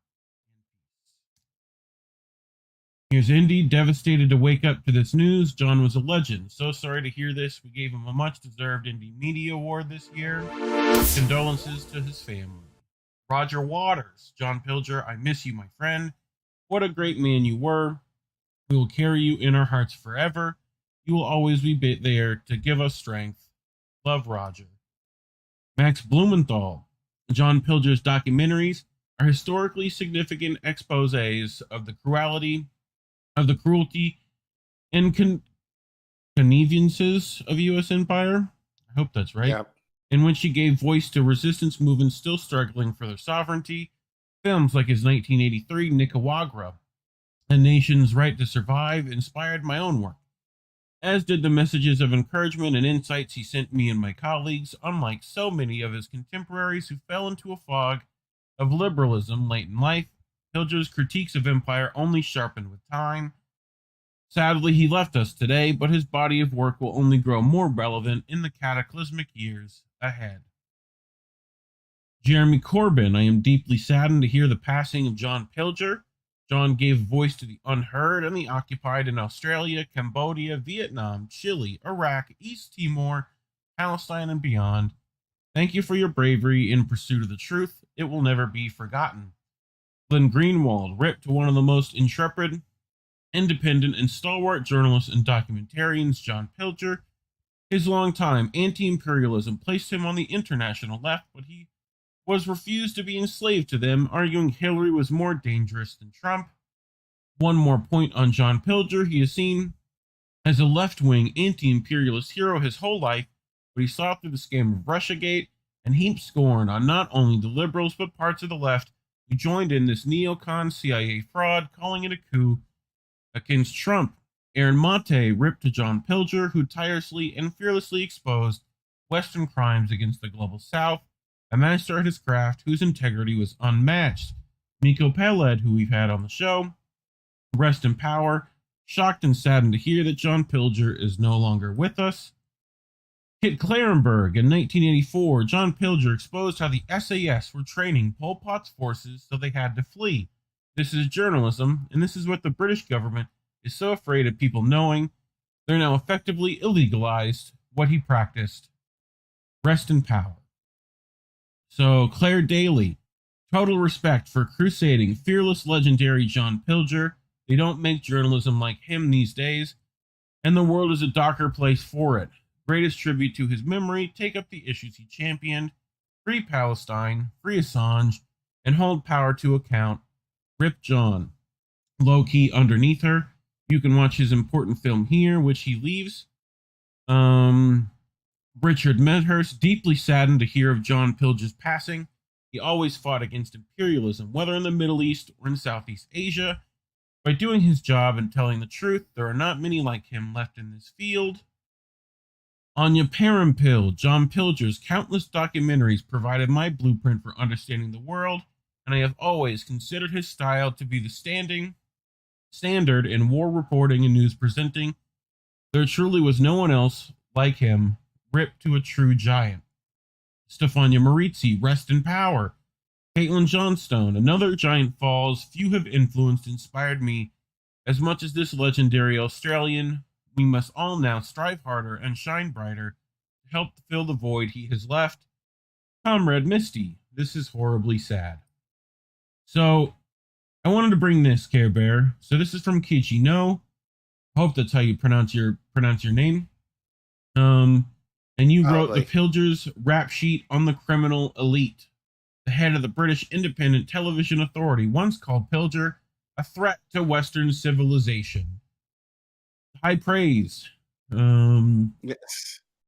So, John Pilger was always on the side of the oppressed. He denounced empire and all its violent predations, war, genocide, exploitation, as well as its endless lies and propaganda. Till his death on Saturday, he fought tirelessly for the freedom of Julian Assange. In his last article, We Are All Spartacus, published in Consortium News, was a call to stand with the imprisoned publisher. We covered that on the show. You covered that. I also included in the description below the link to his last essay, which was published in Declassified Australia. Please go read that. So his filmography and writing is a rap sheet of the unceasing criminality of empire and capitalism. Arguably, giving him the best homage he could receive, Sir Robert Fraser, head of the British Independent Television Authority, once called Pilger a threat to Western civilization. Pilger was also prophetic. In 1970, he chronicled the insurrection of troops against the Vietnam War in The Quiet Mutiny. In 1974, and again in 2002, he spoke out that Palestine is still the issue, demanding that the occupation of Palestine should end now. He warned about Japanese militarism and revisionism. So, link to this article will be in the description below, and links to all these things are highlighted in that article. You can click them, go to them. I highly suggest you do. Here is a snippet of Palestine is Still the Issue. I think it's the trailer for that. So, let me play that. I made a film called Palestine is Still the Issue. It was about a nation of people, the Palestinians, forced off their land and later subjected to a military occupation by Israel, an occupation condemned by the United Nations and almost every country in the world, including Britain. But Israel is backed by a very powerful friend, the United States. So in 25 years, if we're to speak of the great injustice here, nothing has changed. What has changed is that the Palestinians have fought back. Stateless and humiliated for so long, they've risen up against Israel's huge military machine, although they themselves have no army, no tanks, no American planes and gunships or missiles. Some have committed desperate acts of terror, like suicide bombing. But for Palestinians, the overriding routine terror, day after day, has been the ruthless control of almost every aspect of their lives, as if they live in an open prison. This film is about the Palestinians and a group of courageous Israelis united in the oldest human struggle to be free.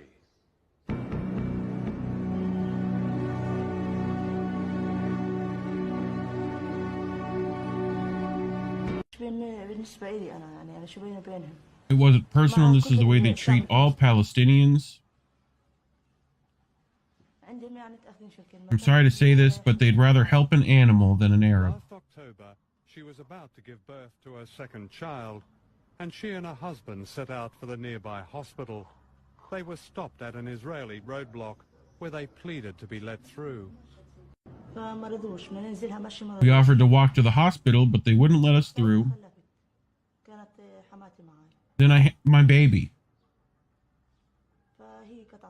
My mother-in-law used a razor to cut the umbilical cord.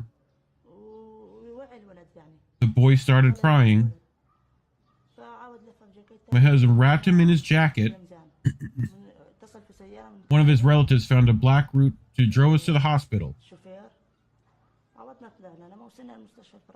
But the baby had died by the time we arrived. Palestinians try to lead a normal life, but life is never normal. During Israeli military operations, curfews stop everything. Ambulances are denied access to the sick and wounded. Children are stopped from going to school. The Israelis claim this is necessary for their security. If that's true, it's clearly not working. And the security of Palestinians is almost never mentioned. Sound about right? Sounds about right. Yep. And he was getting it right back then. When do you think that footage was taken? Like 70s, 80s at least. Yeah. So 5 years ago.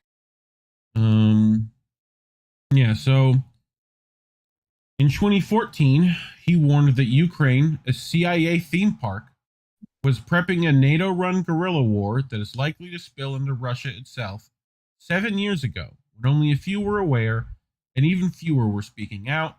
In short words and articles, he released a full-length, full-throated documentary warning that the U.S. was escalating catastrophically to the coming war with China. Pilger was not only a powerful critical journalist and world-changing filmmaker. Cambodia Year Zero was considered one of the most influential documentaries in the 20th century. He was also a craftsman, a poet, artist. He understood the power of language and understood that in a medium restricted by word counts, every word counts. But it was Pilger's rich, resonant delivery, like a Shakespearean actor, that always struck me. It contained the unmistakable, unimpeachable courage of moral integrity. A voice that knows it is speaking the truth. You will hear many things about him in the days to come, but Pilger's own words are most insightful. The following from an interview with Michael Albert at CNET. On the form of journalism, in all these forms, the aim should be to find out as many facts and as much of the truth as possible. There's no mystery. Yes, we all bring a personal perspective to work. That's our human right. Mine is to be skeptical of those who seek to control us. Indeed, of all authority that isn't accountable, and not to accept official truths which are often lies. Journalism is, or ought to be, the agent of people, not power, the view from the ground. Wow. On making a difference, the aim of good journalism is, or ought to be, to give people the power of information, without which they cannot claim certain freedoms. It's as straightforward as that. Now and then, you do see the effects of a particular documentary or series of reports. In Cambodia, more than 50 million were given by the public entirely unsolicited following my first film, and my colleagues and I were able to use this to buy medical supplies, food, and clothing. Several governments changed their policies as a result. Something similar happened following the showing of my documentary on East Timor, filmed most of it in secret. Did it affect the situation in East Timor? No, but it did contribute to the long years of tireless work by people all over the world. On social media, ironically, they can separate us even further from each other and close us in a bubble world of smartphones and fragmented information and magpie commentary. Thinking is more fun, I think. On U.S. foreign policy, I seldom use the almost respectable term U.S. foreign policy. U.S. designs for the world is the correct term, surely. These designs have been running along a straight line since 1944, when the Bretton Woods Conference ordained the U.S. as the #1 imperial power. The line has known occasional interruptions, such as the retreat from Saigon and the triumph of the Sandinistas, but the design has never changed. They are to dominate humanity, which has changed. What has changed is that they are often disguised by the modern power of public relations, a term Edward Bernays invented during the First World War because the Germans have given propaganda a bad name. On the economy, with every administration, it seems the aims are spun further into the realm of fantasy while becoming more and more extreme. Bill Clinton, still known by the terminally naive as a progressive, actually upped the ante on the Reagan administration. With the inequities of NAFTA and assorted killing around the world, what is especially dangerous today is that the U.S. willfully and criminally collapsed economy, collapsed for ordinary people, and the unchallenged preeminence of the parasitical defense industries have followed a familiar logic that leads to greater militarism, bloodshed, and economic hardship. On peace activism, the current spoiling for a fight with China is a symptom of this, as is the invasion of Africa. I find it remarkable that I have lived my life without having been blown to bits in a nuclear holocaust ignited by Washington. What this tells me is that popular resistance across the rest of the world is potent and much feared by the bully. Look at the hysterical pursuit of WikiLeaks, or, if not feared, it's disorienting for the master. That's why those of us who regard peace as a normal state of human affairs are in for a long haul, and faltering along the way is not an option, really. On the future, I'm confident that if we remain silent while the U.S. war state, now rampant, continues on its bloody path, we bequeath to our children and grandchildren a world with apocalyptic climate, broken dreams of a better life for all, and, as the unlamented General Patrius put it, a state of perpetual war. Do we accept that, or do we fight back? Thoughts, Care Bear? I actually can see the influence that he has had. Yeah. I think a lot of the journalists that you and Indy have kind of featured in independent media, and I think it's so, and I said this to you off camera, I think it's a shame that even in independent media, like I saw Indy tweet this out, and no one else really in independent media did. So, like, obviously we know, like, Assange, like, we've given, you know, like, and shout out to people like Misty who have really, and Richie Memphis who have pushed for that. But I think, as we say on INN, like, we want to elevate other people whom people may not necessarily know about. And the sad thing is, this is like, John was like a huge deal. And really, honestly, prior to this weekend when he passed away, I didn't hear about him at all, if not much. So it just kind of shows how certain people are kind of elevated even in our space, and then certain people who I'll argue need just as much recognition, maybe if not more, are not given the kind of recognition that you know, that they should get in the space. So I mean, shout out to Indy who has highlighted his work and his name in our network. But it was just kind of sad that others did not, you know, take that kind of same, you know, resonance. And shout out to the networks who continue to publish him. You know, like I wouldn't know about him if it wasn't for Indy pushing those networks.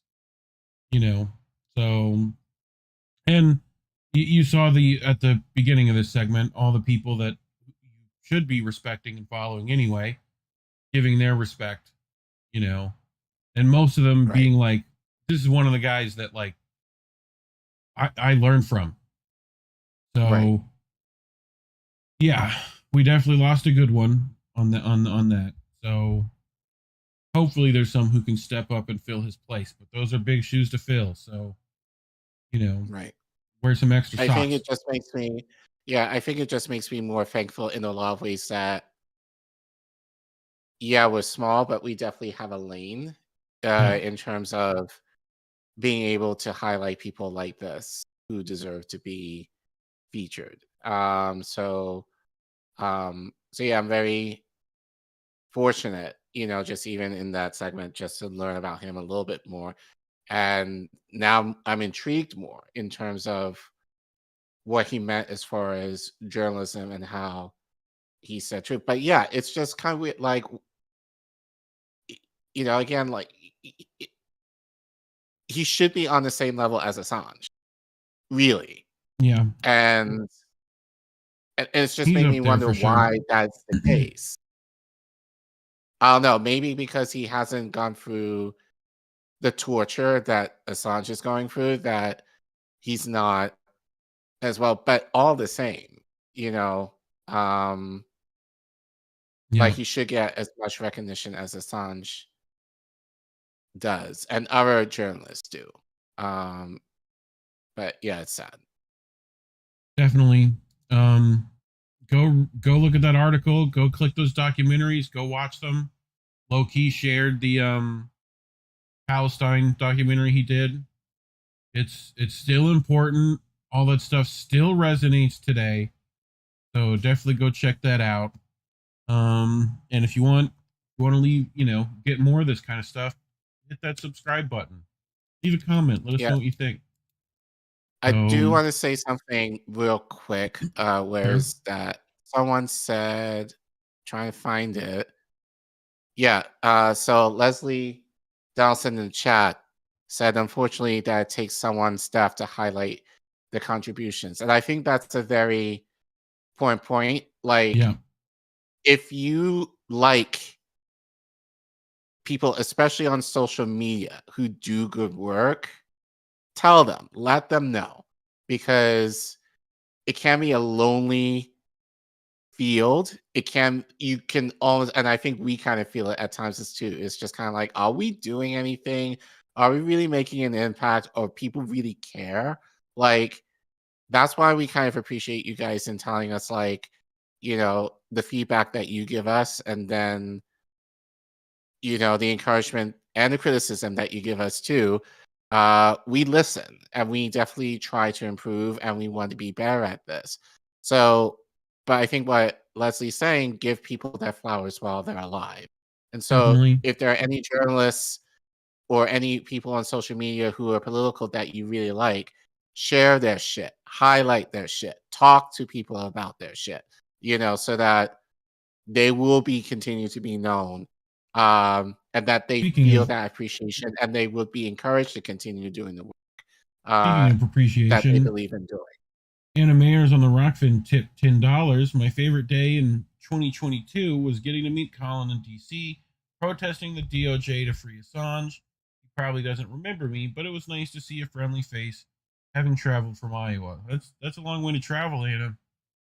From Yeah, Iowa I remember. Yeah, I do remember, actually. Yeah. Yeah, that was kind of weird, because it was like it was the first time, actually I just started, INN News, and actually having people recognize me for that was kind of weird. So it was just kind of like, how do you know me? I was like, oh, I do this. Right. So but I think even before that, just some certain things that I was doing, like the protests I was doing prior to that, like I got, people kind of knew me from that. But yeah, no, I actually do remember you. So thank you so much. Yeah, I appreciate it. you. Yeah, next week, keep an eye on our Twitter at Get Any News for updates. We're going to try to get an anti-war stream, Unity stream up and going. We're trying to schedule that as we speak. So definitely go follow our social media. You see it right down there below at Get Indie News. And also you can find all our links at indienews.network. All the links to all the members are there, and ways to support us. So we appreciate that, and the ones we linked at the beginning of the show. So, but I think that's it. Generally, you can also get yourself some merch if you want. We got some stuff. Go get you some stuff. Your new merch. Yeah. Indienews.shop. Find all our stuff there. I think that's it. So first week of the new year. So looks like we got a lot to look forward to. So yeah, we should say, like, on the network, we're kind of downsizing a little bit. There are some folks, a little bit. We have some folks just taking breaks, really. Taking some breaks, well-deserved breaks. They need to, as we say, take care of yourselves, take care of your families. And they're doing that. So so less shows. We don't know how long, but we do intend to, give you as much content as we can, but obviously, you know, given we are a small network and you know, we do this once a week and we have lives and jobs and families to take care of. We can't guarantee that you'll get as much compared to some other places what we have been giving like within the last 2 years. But what we do hope to continue doing is that at least what we put out is that it is of quality and hopefully stuff that you're able to learn that and you're willing to share out our clips or our streams or whatever. So once again, just thank you guys for doing that and just to continue to help us grow. Like obviously the main thing is we want to kind of bring people on that are committed to sharing the truth and kind of work alongside us too. So that's definitely something we're going to be looking into, you know, this upcoming year. But yeah, don't be surprised if you kind of wonder, oh, like we haven't seen Indy or we haven't seen this person for a while. Yeah, they're like certain people in our group getting things sorted really beginning of the year. Yeah. So, but yeah, otherwise we'll still be here. Keep checking us out every Wednesday, same bat time, same bat channel. So, but anything else? I think that's it. Well, as always, kids, labels are bad. Stay independent. Good night, fam. Have a good week, everyone. We want to talk right down to earth in a language that everybody here can easily understand. Bye, have a great time.